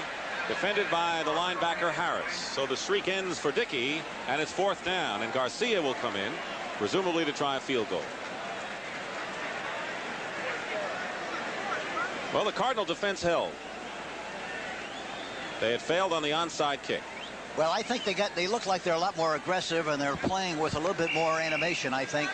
Especially so since they scored that touchdown. They're very much in this football game, and it's their responsibility. They just have to make something happen. Garcia missed a 29-yard attempt in the first half. This will be from 38 yards, and holding is Bucky Scribbler. Watch the false step he takes if he does it again. There it is. Takes a little step with his right foot before he kicks. This one's good. 1st NFL field goal for Eddie Garcia, 38 yards out, and with 5:02 to go in the third quarter, the Packers up their lead to 24-13. Confidence of Eddie Garcia has just broken the bank. When you kick your first NFL field goal, he's in his second year out of SMU, taking Jan Stenerud's place. A lot of pressure on his shoulders, and that relieved a lot of it. This kickoff to Bird, 2 yards in the end zone, bringing it out. Bird to the 20 and tackled at the 22-yard line. Ray Krause makes the stop. Want to remind you that immediately following the conclusion of this game, CBS Sports will bring you coverage of the U.S. Open Tennis Championships. Third-round action, third-seeded Jimmy Connors against Henri Leconte, who was the last man to beat Bjorn Borg. Coming up from Flushing Meadow, New York. Hank, you like tennis? Yeah, I like tennis, but I have a hard time jumping over the net. That's the problem. Why don't you go around the side? He said you have to jump over. It takes too much time. Oh. First and 10 for the Cardinals at the 23. Hank's good on second serve. 4:53 to go in the third quarter. Lomax looking deep. Second option is to Doug Marsh, his tight end, who brings it out to the 30-yard line, and the tackle by Randy Scott, the inside linebacker. I mentioned it early, and I'll say it again. I think that Lomax really is impressive as far as staying in the pocket is concerned. He's really hanging in there tough and not jumping out of there as soon as he sees a little bit of trouble. But I still think he's got to get the ball downfield a little more. Well, he's got Roy Green, and we haven't seen Cedric Mack, who has become the second Cardinal two-way man. Actually, Mack can play in the secondary. That's what he was drafted for, but has been moved to wide receiver. Great speed and good hands. We haven't seen him attempted. Well, when you have lightning on the outside, well, you got to do something with the lightning and make something happen. Second down and 3 at the 30. Winding down to 4 minutes to go in the third quarter. Here's Otis Anderson. Anderson has the first down. Carries a couple of Packers with him as he gets to the 37-yard line. Tom Flynn and Terry Jones make the tackle. Terry Jones, the nose tackle, was out from the beginning last year. Suffered a torn Achilles tendon on the first play of the season against Houston and out all year. He was the starter the 2 previous seasons. Turner, the backup, was gone, and so was Byron Braggs. Keep in mind that the Packers have been playing without Ezra Johnson, who led them in quarterback sacks last year. First down at the 36 for St. Louis. Well, look at all the room they got on the right side here, on the left corner on Mark Lee. Lomax. There it is. Going to Green. He's got it in midfield. Tom Flynn hits him. That's like Hank, I guess that's one of those plays that if you really hit it right, you can go all the way on it. Yeah, you're running inside the defensive backs. It was 1-for-1 coverage, and he's playing very soft, and you got to take advantage. I think there's about 10 or 12 times in a game where you have an opportunity to make a big play, and I think if you succeed in trying to do it 10 or 12 times, you get 3. You ought to get 3 or 4 touchdowns. You know, you ought to win the football game. But you got to take advantage of it when you see it. They did that last time. That was a 14-yard pickup. They mark it at the 49 of Green Bay. Anderson runs into traffic, tries for the second effort, and gets about 3.5 yards. Tackle made by Mike Douglas and Tim Lewis, the second-year cornerback out of the University of Pittsburgh. I tell you, the defense of the Green Bay Packers they're hanging in there tough, doing a good job. You see on the right side, Donnie Humphrey, number 79. You see Douglas. You see Cumbie coming into the picture. He's coming in from the inside, and finally makes the play. But there's a good response, a good reaction. Their reading and reaction to the play has been very outstanding. Anderson has carried a lot, 15 times, 46 yards for his troubles. It is second down and 8. Marsh in motion. Make it 2nd and 7. Lomax, penalty flags fly. Greg LaFleur close to the first down, and he is hit and hit hard right at the 40-yard line. Gary Hayes, played in Canada and was the nickelback in preseason for the Packers, but this call may go against St. Louis. Let's wait.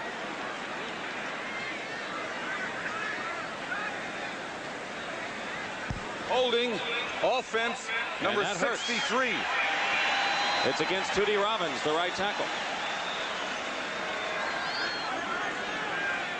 You know, Dick, sometimes you fool yourself, even though there's double coverage, when you have great receivers on the outside. Once you get by the first man, you wind up with single coverage, and so as a result, you have to test and you have to get the ball downfield in spite of that. A great illustration of that was demonstrated early in the game when Lofton went right into double coverage and came up with a big play. So, you know, those big league people are going to make big league plays. You got to get the ball to them. So the Packers have yet to be penalized today. It's 2nd down and 17 back at the 43-yard line. Lomax needs to pick up a chunk of yards. He's got LaFleur. Looks like the same play as the one he ran before, and he almost got to the place he got before. In fact, he's within 1.5 yards of a first down. Neil Lomax with a great finish last year. Watch again. He's got plenty of time. Good protection. Goes back into the pocket. Got a good lane to throw to. They drop off on the outside. LaFleur makes the catch and is finally knocked out of bounds. And now it's 3rd and short. Gary Hayes and George Cumbie made the tackle. LaFleur goes out of the ball game. Doug Marsh replaces him. It is 3rd and 2 with 1:39 remaining in the 3rd quarter. 24-13, the Packers lead. Here is Stump Mitchell trying to go wide. Forget it. Mike Douglas with a terrific play, and Randy Scott also in there. But it was Douglas who made the first hit, and now you know why. The cat-quick Douglas is the big play man. And by the way, he's really responded to the challenge of the backup Cliff Lewis, who did very well early in preseason. Well, the competitive urge to succeed is very strong with Douglas, and he's a great player anyhow. He's not very large. He's 6 foot 224, but boy, is he quick. He's lightning as a linebacker. Over 56,000 fans here at Lambeau Field. Sellouts have been the order of the day for a long, long time. Birdsong punting on 4th down.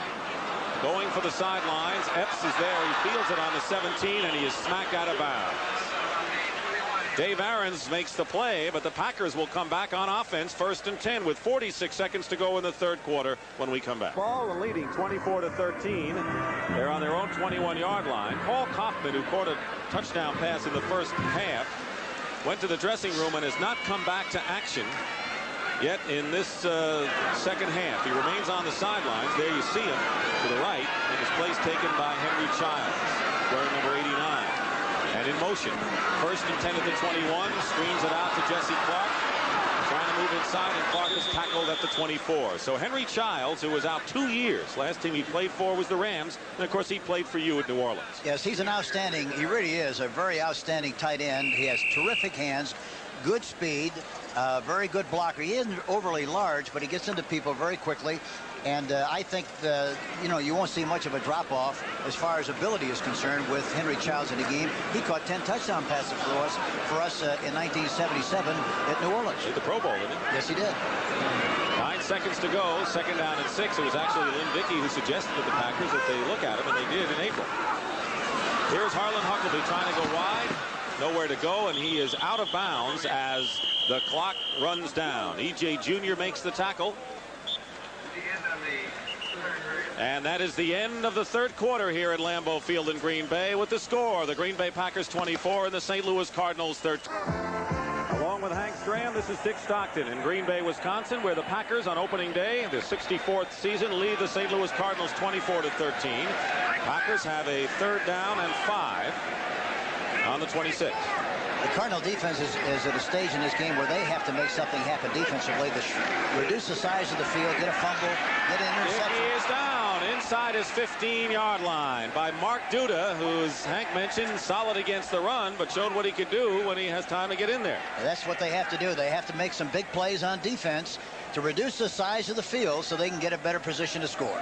Let's check some scores around the league right now. It's tight one in New Orleans, where the Saints lead the Falcons 21-19. Atlanta playing, of course, without William Andrews. Kansas City now lead 24-20 over Pittsburgh. Miami 35-10. Dan Marino, 5 touchdown passes for the Miami Dolphins in this game. It's 4th down, and Bucky Scribner will punt from the 1-yard line. Steve Bird is back and bobbles the kick and gets it away. Good alert play by Scribner. He saved disaster there, and the kick goes out of bounds at the 45-yard line of St. Louis. Good reaction by Bucky Scribner. We'll have to see whether it's a snap or whether it was Scribner. He needed a baseball glove for that one. It's a miracle that he got the kickoff. Fantastic play. Boy, did he ad-lib well. Well, a saving play by Bucky Scribner, and it was a rookie Mark Cannon, wasn't it, to snap the ball to him? That's who it was. 6'3", 258, 11th-round draft choice in 1984 from Texas Arlington. But he looked like that ball has some helium in it. Cardinals 1st and 10 on the 45. They've got to start to make things happen now in the 4th quarter. Trailing, and Lomax trying to do that to Roy Green. It's overthrown. Well, he was going for the touchdown right away. Mark Lee and Tom Flynn were defending. But you got a glimpse of Roy Green's terrific speed. What did he tell us yesterday? He said, you know, I don't like to read the papers or watch the sports shows because people are talking about all those great speedsters, and I think I'm one of them. Yeah, and he runs a 9.3. Other scores. New England over Buffalo. They've been leading all the way in that game in the 3rd quarter. Patriots, they expect to have a good year. Phil Simms, 3 touchdown passes as the Giants lead the Philadelphia Eagles. San Diego with a breather over Minnesota. Breeze, we should say. 2nd down 10 at the 45. Lomax gone out to Otis Anderson. One-on-one against Mike Douglas, and Anderson goes out of bounds. A couple of more scores that we want to tell you about. In that Detroit-San Francisco game, the Lions are leading the 49ers 20-17. They're in the 3rd quarter at the Silverdome. And it's Chicago 27, Tampa Bay 7. Boy, that's a surprise. It really is. I think Chicago's a very good team, but I thought the Tampa Bay Buccaneers would play much better, especially the way they played in preseason, talking about defensively. And the Bears think that they've improved defensively. Oh, they have. They're tough. Well, I tell you. 3rd and 8 for Lomax, trailing 24-13.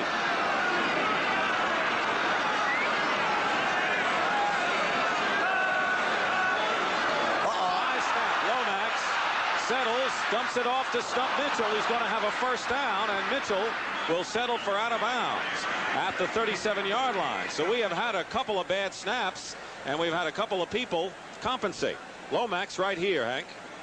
Boy, that's really a terrific play. You don't really understand how tough it is to make that kind of a play and then have to throw the ball to the right guy and make a big play out of it. Stump Mitchell does a good job of running and gets the necessary yardage for the 1st down, but a terrific play by Neil Lomax. A 16-yard gain. Lomax is 18 for 24 for 185 yards. But as you pointed out, he hasn't gone for the deep one, or at least hasn't clicked on it. 1st and 10 at the 37-yard line of Green Bay. Otis Anderson leaps over one defender, still going, and is tackled at the 36 by Tom Flynn. Now for an NFL Today update, let's go to Brent Musburger in New York. Brent? Dick, it's the Chicago Bears, that team that Jimmy the Greek says is going to win the NFC this year, and it is Matsui powering over the top against the Buccaneers, and the Bears now are in solid command in Soldier Field, and the Cubs, they lead Atlanta 2-0. Dick, everything's up to date in Chi-Town right now. Matsui, they like him inside in goal line situations, Brent, of course, and the Chicago Bears leading. That's how they got their 27th point. Right here at 2nd and 6 at the 33-yard line. Doug Marsh in motion. Lomax going for Marsh, and he's got it at the 10-yard line. So he sent his tight end in motion, and Marsh was wide open. Markley makes the tackle, and all of a sudden the Cardinals, knocking on the Packer door, have a 1st and goal. Great illustration again, Dick. They have to throw the ball downfield more than they have. Good protection. He steps up into the pocket. Look at, he's wide open right down the seam of the zone. Doug Marsh, he makes the catch, and of course they have the ball on the 10-yard line. But I think that kind of a play has been open a lot during the course of the afternoon, and that was the first time really that they took advantage of it. A lot of people had doubts about him as a receiver, but he has emerged as a reliable receiver after 3 inconsistent years. Emmett Thomas, who works with the receiver, was a great back for us at Kansas City. Told me before the game that he's going to be outstanding. 1st and 10, Anderson going wide, and John Anderson is right there. Otis Anderson has not really been able to break one today, and it seems that the Packers said, look, if you do nothing else, watch Otis Anderson when he carries the ball. Well, that's a good approach, because he's a guy that usually from a running standpoint is going to beat you, and from a containment standpoint, the Green Bay Packers have been super. He has scored a touchdown. It is 2nd down and 9, actually 2nd and goal. Otis Anderson, who caught 54 passes. That was a club record for running backs last year. Now they got the double on the outside receivers. The tight end could be a good guy to throw to here. 2nd and goal at the 9. 12:34 to go. Lomax in trouble. and they blow the whistle. He was in the grasp of the defender, Mike Douglas. And the Cardinals don't like it. They think it was a quick whistle, and that's what Lomax is telling Ben Dreith right now. That's what's bad about the rule. When you have an athlete who plays quarterback and has great escapability skill, it seems unfair to deprive him of the opportunity to run through the grasp of somebody. Here you see it. Now Douglas gets a piece of him, and the official said he has him in the grasp and blows the whistle. But here again, a big, strong quarterback should have the opportunity to run and really express his ability. He's big, and that's what coaches want, a big quarterback who can do just that. So a loss on the play. It'll be 3rd and goal at the 13. Cardinals trailing 24-13 really need to get something on the scoreboard out of this. They got single coverage on the right side. Cedric Mack, number 47, is in the game at wide receiver, and there he goes. Penalty flag is down in the end zone. Robert Brown smothered Neil Lomax, but there is a penalty. Third flags on the way. And this could be a big penalty. Delay of the game against St. Louis. The 30-second clock had expired. So Jim Hannafin is seeing the Cardinals go the other way. They're backing up.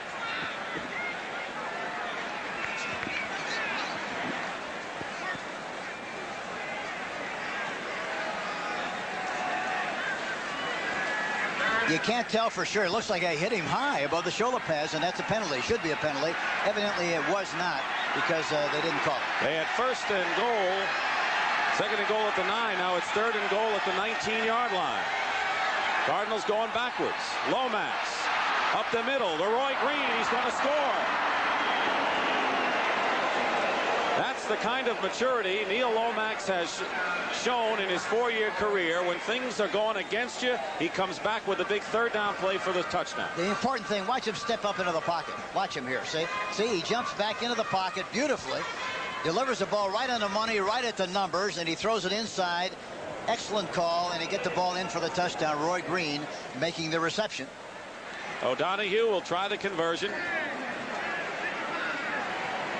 So Roy Green, who caught 14 touchdown passes last year, catches his first. O'Donoghue's kick is good, and the Cardinals have come to within 24-20 of the Green Bay Packers. They have trailed except for the first score of the ball game, and we have a lot of Green, converted defensive back on the touchdown reception, 19 yards, and it's 24-20. And now O'Donoghue will be kicking off to Huckleby and Rogers.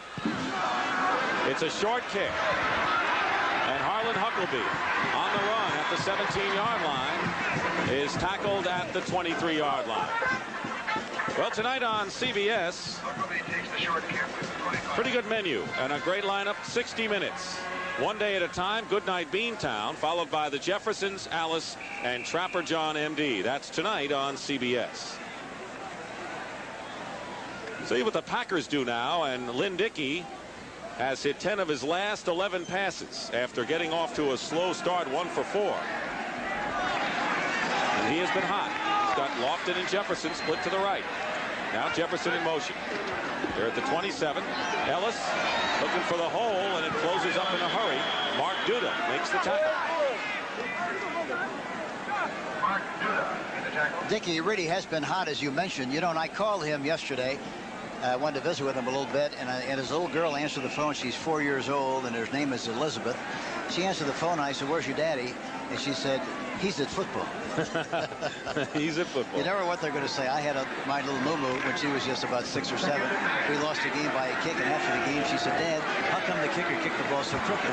So you never know what they're going to say. You'd like to know that, too. Yeah. 2nd down and 9 at the 29 for the Packers. They lead 24-20 now. And here up the middle is Clark.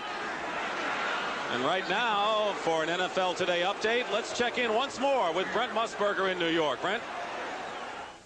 Dick, we've got a change in the Atlanta-New Orleans situation. The Falcons score right here. It's Steve Bartkowski to Stacey Bailey, 5 yards. They kick the extra point now, 26-21. The Falcons have the lead. Let's go back to Dick.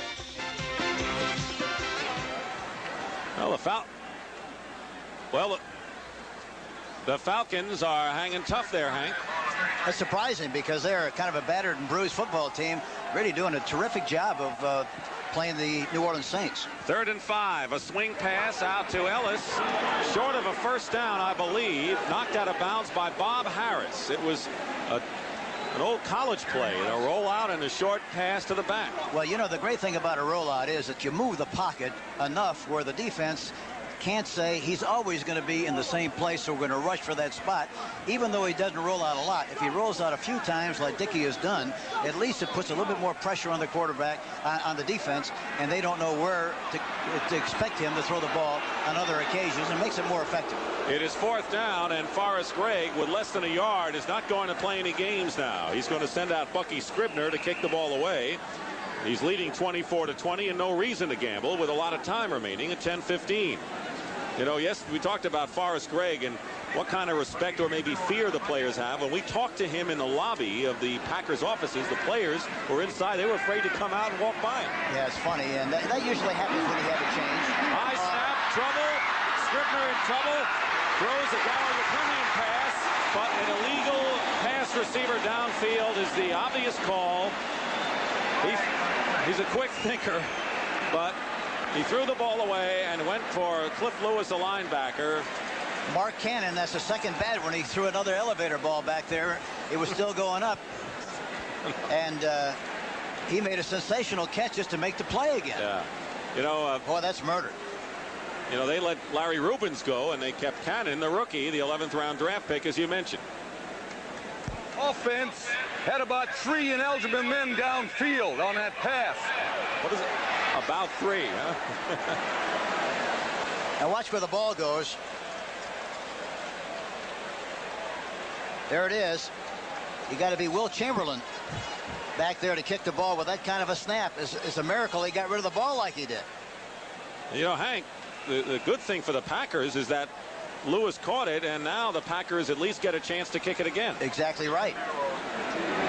The other way would have been the bye-bye Blues. It would have been all over. That snap is more realistic. A good kick, a deep kick. Bird going way back. Boy, he sent him back to the 15. And Bird is hit at the 30-yard line. A 53-yard punt by Bucky Scribner gets him out of danger. Boy, he deserves a lot of credit for what he's done.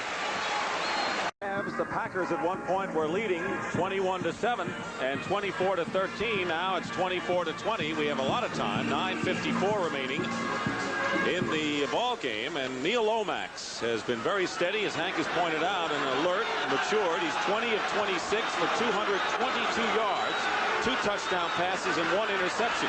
1st and 10 on the 30, hits Pat Tilley out of bounds and picks up maybe about 9 yards on the play. Mark Lee knocks him out of bounds. Pat Tilley.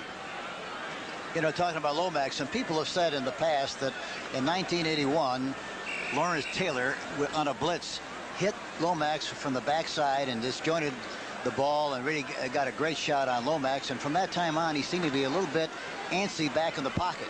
But I don't think there's any illustration at all or demonstration of it at all here this afternoon. Boy, he's been sensational, I think, of staying in the pocket and making things happen. 2nd down and 1. Here is Stump Mitchell. Breaks one. Stump Mitchell with Flynn to beat, and he's out of bounds. Stump Mitchell is an unsung hero for the Cardinals. He got a great block from Louis Sharp, and Mitchell has a 1st down and almost went all the way for the touchdown right there and picks up 28 yards. Terry Steve is pulling on the play, and a very good block by number 67, Louis Sharp. Boy, a good block by Terry Steve and Sharp. And of course, I had Steve at New Orleans, and he too is a terrific offensive football player at left guard. Mitchell, look at that. 4 carries, 88 yards. 1 was on a fake punt. Jim Hannafin, boy, what a great guy he is, and he's done a terrific job. And I don't think he gets nearly the credit that he really deserves for the kind of a job he's done at St. Louis. 1st and 10 at the 33. Otis Anderson hit immediately. Make it Earl Farrell on the play and find out what's going on in New York. Let's go to Brent Musburger with an NFL Today update. Brent? Dick for the Eagles right here against the Giants now. It is 3rd and 7. Ron Jaworski setting the shotgun. Gets quick going one-on-one, and he's got him. 14 yards, and now the Eagles are back within a point. 21-20. Let's go back to Dick. All right, Brent, maybe we're in store for a a good season. We've got a lot of tight ball games today, Hank. A lot of excitement. Second down 8 at the 31-yard line. The Cardinals in Packer territory. In motion is Roy Green. He's got Farrell out on the flat, one-on-one against Cumbie, and Cumbie hits him. They continue to throw that option play on the right side. The option being that he can either throw the ball downfield or throw the ball to the halfback in the flat, depending on how the linebacker reacts. This time the linebacker got back there in pretty good shape, you see, and he throws the ball into the flat. And even at that, he didn't make much yardage on the play. Robert Brown and Charles Martin come in for the Packers to beef up the line, and Estes Hood the nickelback. It is 3rd and 8 at the 31. We have 8:29 remaining. Packers have a lot of beef up there. 3rd down and 8. Lomax hit some big 3rd down plays in this ball game.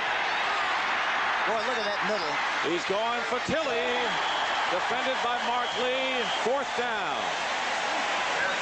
You know, they're double covering the outside people so much of the time, and I don't want to belabor the point, and it's easy to see from up here, but that time he had a receiver on the outside, but the middle is really open because they're so concerned about trying to stop and contain the outside people. Neil O'Donoghue is coming into the game to try a long field goal. This would be a 48-yard attempt, and I know Hank talked about the longest night that O'Donoghue experienced in that overtime game against the Giants last year. Perrin will hold, but the next week against Minnesota, he had field goals of 47 and 52. They're all up there pretty tight. They might even fake it. 48-yard attempt. Let's see if he does it. It's long enough, and the kick is good. So O'Donoghue with a 48-yard field goal, and it is now a 24-23 ball game. Who kicks a 48-yard field goal to bring the Cardinals to within 1, but keep in mind he missed a conversion in the second half. If he had made that, we'd have a tie ball game. His kickoff is short, and Harlan Huckleby has it at the 8-yard line. Huckleby is tripped up at the 21-yard line. Well, next Sunday, National Football League action on CBS Sports. Those of you in St. Louis and Kansas City will see the Dallas Cowboys with new starting quarterback Gary Hogeboom take on the New York Giants. Now, those of you in Chicago and Detroit will see the Detroit Lions and the Atlanta Falcons, who are playing very well against the Saints today. And all of you here in Green Bay and Milwaukee will see the Green Bay Packers square off against the Los Angeles Raiders. Remember, it all begins with the NFL Today next Sunday on CBS Sports. 1st and 10 at the 22 for Green Bay. Jefferson comes in motion. Dickey goes to Lofton, makes the catch, and may have the 1st down. I believe he does. You know, that's a very tough catch for Lofton to make because he's 6'3", and it's very tough for him to bend and reconstruct his position and come back and make a catch on a ball that's thrown behind him. But in spite of that, he did. He got low enough, and he considered first things first, just catch the ball and fall down, and don't try to run with it prematurely and then maybe miss the ball. He's very, very good at that. At the 34-yard line, 1st and 10. Lofton having a terrific Pro Bowl day. 7 catches for 133 yards and almost makes number 8. And that would have been his most spectacular. And he was wide open, and this is why. Watch, they got him on a bump and run, but he doesn't get a chance to bump him. This is Washington. He falls down. He's wide open, but the ball is thrown a little bit too high. Well, that's a great picture. Talked to Lionel Washington yesterday, and he talked about how he says, you know, I'm going against some pretty good receivers like Lofton and Jefferson, but the Packer receivers make me play better because they can beat you anytime. 2nd and 10 at the 34 now. We have 7:51 remaining in the 4th quarter. Here's Clark. The fullback brings it out to the 40-yard line. Jesse Clark. We have another scoring update for you. To find out what that's about, let's go to Brent Musburger in New York. Dickett was wild last year in the playoffs between Detroit and San Francisco. Same thing today. Eric Wright and Ronnie Lott are nicked. Gary Danielson goes to work from the shotgun. Leonard Thompson is all alone. A coverage mistake, and Thompson's in, and they're tied at 27. 27. Let's go. 3rd down and 3 for the Packers. At the 41-yard line, their lead is 24-23. At one point, it was 21-7. Dickey under pressure, and down he goes. Back at the 32-yard line. And the Cardinals better watch the celebrating. It was Benny Perrin on a safety blitz and Mark Duda up front. And Dickey is hobbling as he comes off the field. You have to change the tempo and change the rhythm of Dickey, and they get good penetration with Duda. Look at number 73 coming through there in good shape, making the first blow, and that was really all he needed to rush the quarterback and knock him to the turf. Last year, the Cardinals led the NFL with 59 sacks by their front group. Greer had 16 and Bubba Baker 13. Scribner punting on 4th down. Bird on one hop out to the 35-yard line. We have 6:33 remaining in the 4th quarter here at Lambeau Field on a cloudy, misty day. That last sack. Keep in mind that the Packers have a new backup quarterback in a rookie, Randy Wright. David Whitehurst, the 8-year veteran, was cut. Rich Campbell's number 3. Meanwhile, the Cardinals have it 1st and 10 on the 36-yard line, trailing by 1 point.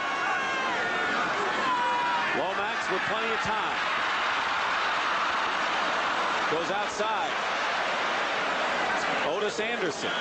And Anderson may have a 1st down, but there's a flag back at the line of scrimmage. And from the looks of things, Tootie Robbins may be called for the penalty. And that's an extension of what happens with the new blocking rule. I think, Dick, they have a chance to really extend their arms like they have, but sometimes they wind up pushing, and I think evidently pushing away from the quarterback.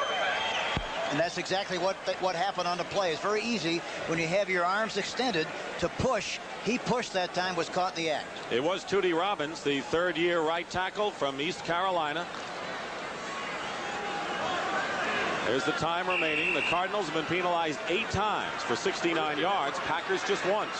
They got a lot of time, and they got 3 timeouts. Both teams got a lot of time. Cardinals only need is a field goal to take the lead now. 6:24 to go. 1st and 20 back at the 26-yard line. Here's Anderson in a crowd. Forget it. Randy Scott was the last man. Mark Murphy provided some traffic. And John Anderson, number 59, the linebacker on that left side, stuffed it. I want to remind you this telecast is presented by authority of the National Football League, and it is intended for the private use of our audience. Any rebroadcast or other use of this telecast without the express written consent of the Green Bay Packers and the National Football League is prohibited. Under 6 minutes to go. 2nd down and 21. Cardinals scored first in this game. Jim Hanifman's team on a Lomax to Tilley pass, but it's been an uphill climb since then, and they've got 2nd and long. Marsh in motion. Now they got single cover over here to the left side. Lomax flush from the pocket, gets rid of it, and completes it to John Good. Our first look at the 3rd-string tight end who impressed with his pass-catching skills in preseason. A 5th-round draft pick out of Youngstown State, tackled by Mike Douglas. And Alfonso Carricker had a good shot at him, but he was able to squeeze out of his grasp and still get rid of the football in good shape. He got something on it, so it's 3rd down and 11 at the 35. Estes Hood, the nickelback, is in, along with the Beef brothers, Robert Brown and Charles Martin. This kind of a play, Dick, they really have to do a good job of pass protection. They got to throw the ball downfield. They got to get the yardage. They can't depend on dumping the ball off in the flat all the time. All right, 3rd and 11. Lomax. There it is. Middle to Tilley. And Pat Tilley has a 1st down into Packer territory at the 45-yard line. He split the difference up the middle. He had the time and a good pattern. 20 yards to Pat Tilley. We'll see a good picture of it here. They double cover the outside, and I've talked about that all afternoon, but the bottom of the screen, here you see him coming across. They double the outside. Look, at the middle is wide open, opens up like a big flower, and they get the ball right in the middle area there beautifully, and a 1st down. Pat Tilley, for many years, was the leading receiver on the Cardinals. He has caught 6 for 60 yards today. Green in motion, 1st and 10 on the Green Bay 45. You got a one-on-one on the right side here. Lomax dumps it off, and unable to hold on to it is Stump Mitchell. Now, did he not see it downfield, or was the pressure too much? It's an incomplete pass. It looked like he was a little hesitant that time. It looked like he was just getting ready to throw the ball. Tilley had a one-on-one situation on the outside. Look at him. Watch him. And the defensive back, Mark Lee, is off. Look at all the room he's got. He doesn't deliver the ball to him soon enough. He ought to just come right back into the pocket and deliver the ball and get it outside right now. Nothing fancy. Just massage the ball right out there. 3:51 on the clock. It'll be 2nd down and 10.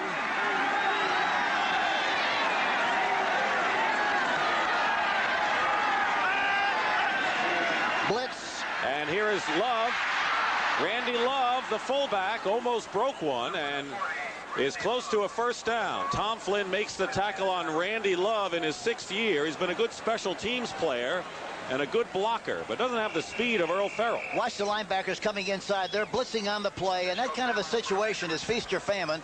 If they're coming north and south and you're going outside like he did that time, well, you've got a good chance to make a big play because the linebackers are eliminated from the pursuit, and you don't have anybody back there except the defensive backs. They're going to measure to see whether Love has a 1st down.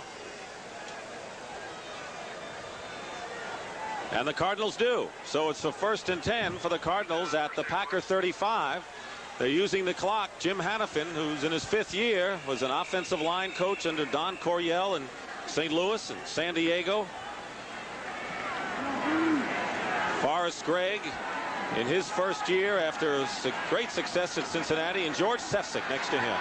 George, we had at Notre Dame when I was there. It was a very fine running back. 1st and 10 at the 35. Harrell and Love are the 2 backs. Willard Harrell, number 39. The middle is going to be there again. Lomax. Oh, look at Tilley. Under pressure, throws it away. It'll be incomplete, and it was John Anderson who was trying to get the sack, and Lomax just wouldn't let him have it. But Anderson really prevented Lomax from getting anything underway.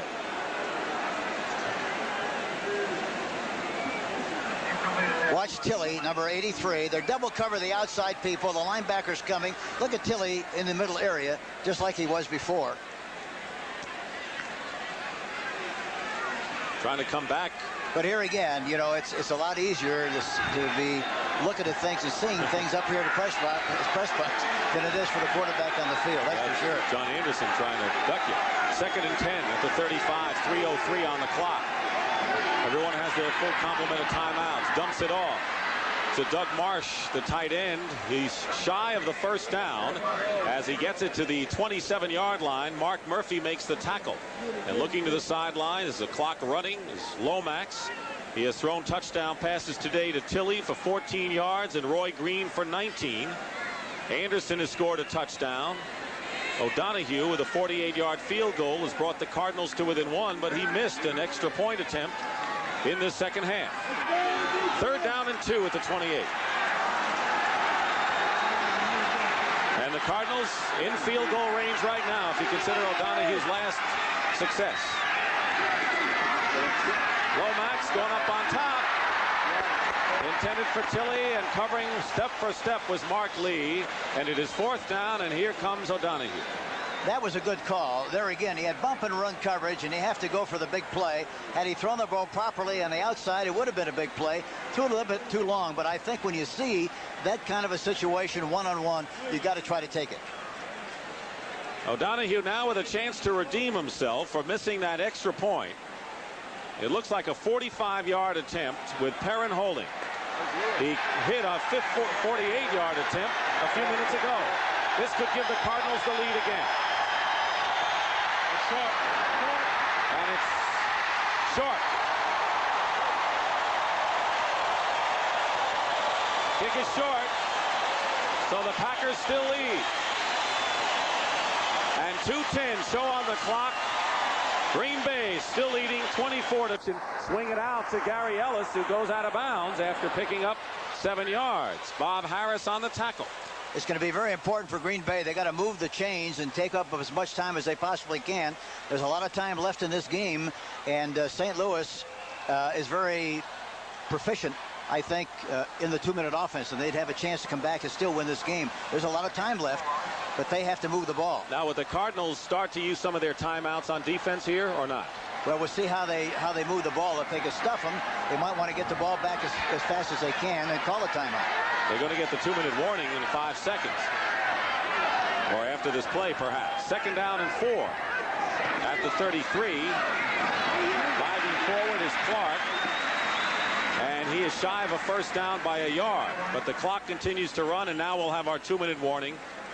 16 of 22 for 188, going 7 times to Lofton for 134 yards, but this may be on the ground. Might be a good play for time for a play action. Ellis has a first down.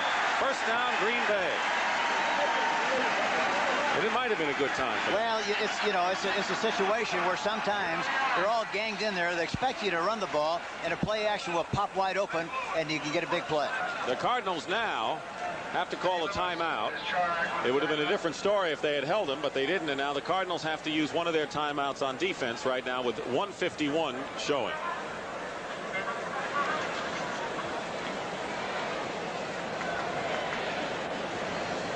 Hannafin on the sideline. The Cardinals have always seemingly got off to a tough start early in the year. They are looking to do better in the beginning of the year. They finished strong last season, and they've next week Cardinals are playing an AFC team. Meanwhile, this is what you'll see next week. Those of you in St. Louis and Kansas City will see the Dallas Cowboys and Gary Huckleby at the helm take on the New York Giants, who are locked in a duel with Philadelphia. Those of you watching in Chicago and Detroit will see the Lions, who are in a battle with San Francisco, travel down to Atlanta to face the Falcons.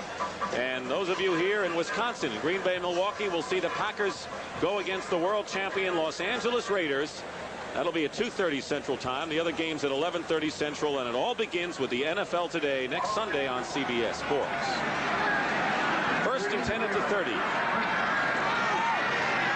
Lynn Dickey throwing a touchdown pass to Paul Kaufman today. On the ground, Gary Ellis. They got to call another timeout here, Dick. Talking about the Cardinals. Final score, the 49ers beat the Lions 30-27. Ray Wersching kicked a 22-yard field goal with 4 seconds remaining to win it for the 49ers. One other game, Chicago leading Tampa Bay 27-7. How do you like that 49er-Lion game? They had that great playoff last year. And Wersching, I'd like to know how many kicks he's made to win games for the San Francisco 49ers. He's been unbelievable. He has been, and because I remember a game last year when Ivory Sully blocked an attempt by Wersching, and the Rams won 10-7, but more often than not, he kicks winners. Well, he killed us a couple of times when I was coaching, and pressure kicks, but he made them. One timeout left for St. Louis, and they may have to use it on defense. Second down and 6 at the 43. They cannot allow Green Bay to get another first down. No, they can't.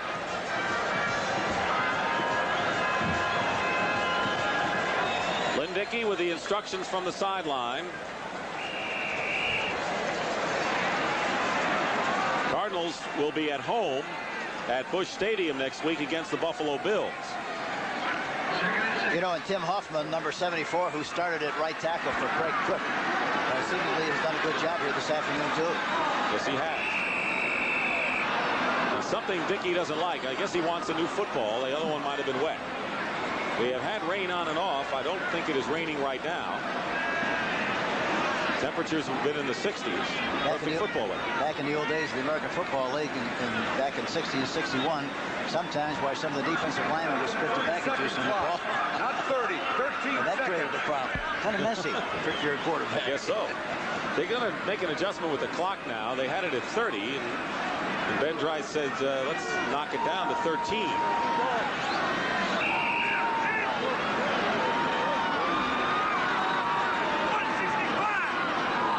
Second and 6 for Lynn Dickey. Blitz. Penalty flag down. Ellis to the 45-yard line. That's a bad penalty for the Cardinals if it is against them, because that would make it 2nd and 1 if it is against St. Louis. Bubba Baker getting up. It is against the Cardinals. That'll hurt. That'll hurt. Talk about bad timing as far as the Cardinals are concerned. That was really a big play and a bad play. But you have to give the Green Bay Packers credit, especially Lynn Dickey. He might have been going on a longer count to create that kind of a problem for the St. Louis Cardinals. Very good play on his part. I think you want to credit about the Packers too, Hank, is the fact that they got off to the slow start offensively and got on track. They really did. But again, it goes right back to what I said earlier. I think anytime you have a great quarterback like Dickey,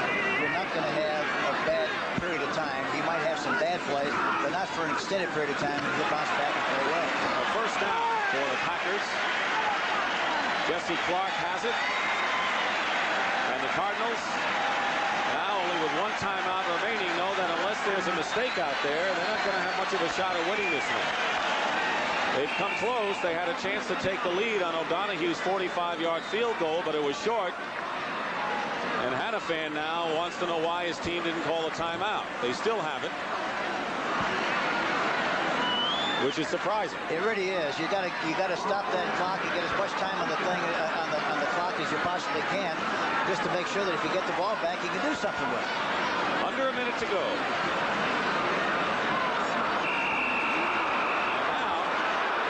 Dickey calls a timeout.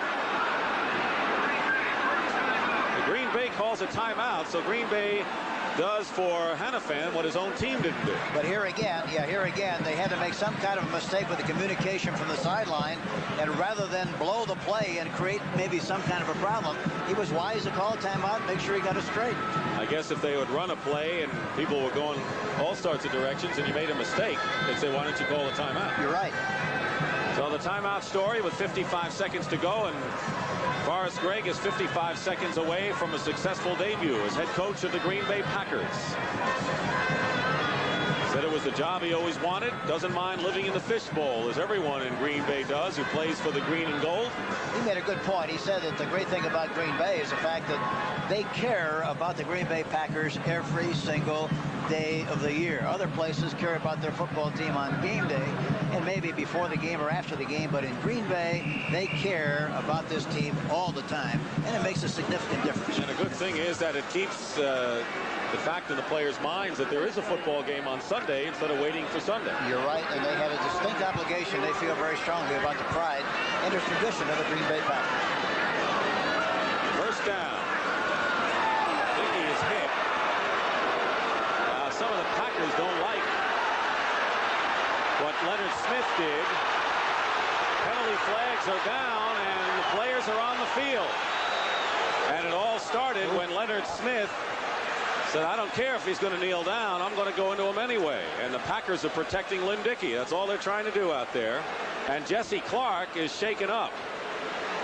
Jesse Clark, the Packers starting fullback, is down. We have 45 seconds remaining.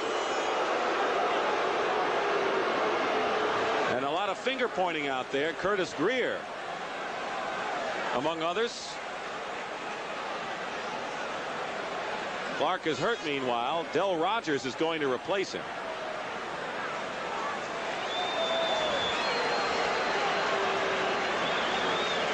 Clark comes off. Now let's see what happened when Dickey just tried the chicken kneel back there. Huh? Yeah, there he is. He tries the flop play. He goes down. He got a helmet in the back. And Dickey falls on Jesse Clark. And he's the one that really created the problem for Jesse Clark. On both teams. Offset. Personal fouls on both teams nullify each other. Hannafan looking at the scoreboard and knows that unless something out of the ordinary happens, Green Bay may survive in this one, leading 24-23. Clark, by the way, scored a touchdown. It was the tying touchdown in the second quarter. Boy, this is when it's murder, being on the sideline like Jim Hannafan here. He's trying desperately to somehow, some way get the ball back so he has another shot at winning this football game. But to think that you're going to wind up, if it happens, losing your opener because of a missed extra point, boy, that's tough. And it happened in the third quarter when it was 21-7 Green Bay. And Otis Anderson scored from 2 yards out. O'Donoghue missed the extra point, and it was 21-13. The penalties do stop the clock. That's one thing that does happen. 45 seconds remain. He goes down again, does Dickey. Neil O'Donoghue, who missed the conversion, but he did make good on a 48-yard field goal to bring the Cardinals to within one, then had a chance from 45 yards out to put St. Louis in front. Couldn't do it. Cardinals call their last timeout with 41 seconds to go. Once again next Sunday, we want to remind you, because we have 3 separate audiences watching this game. The NFL Today starts it off, of course, with Brent and the gang. Those of you in the Missouri area watching this ball game will see the Dallas Cowboys take on the New York Giants. If you're watching in Chicago and Detroit, you know you got the Lions and the Atlanta Falcons next week. And the Falcons playing without William Andrews, but giving the Saints all they can handle. Lions losing to San Francisco by Wersching's field goal today. And all of you here in Green Bay, Milwaukee will see Forrest Gregg and the Packers square off against the LA Raiders. Cardinals are out of timeouts.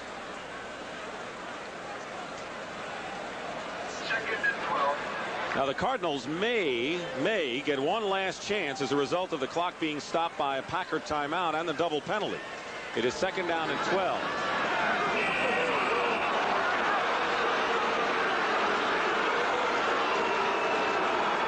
But not likely. I tell you, they're really bringing those guys together around Hank after Dickey goes down there, but the crowd can sense it's over, that they're going to hang on.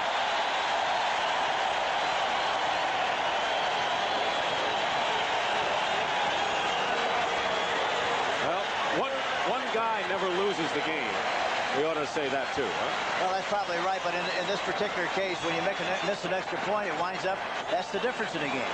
Well, they were down 21-7, so Hannafin's team came back, and the Green Bay Packers and Forrest Gregg, in his debut as a head coach in Green Bay.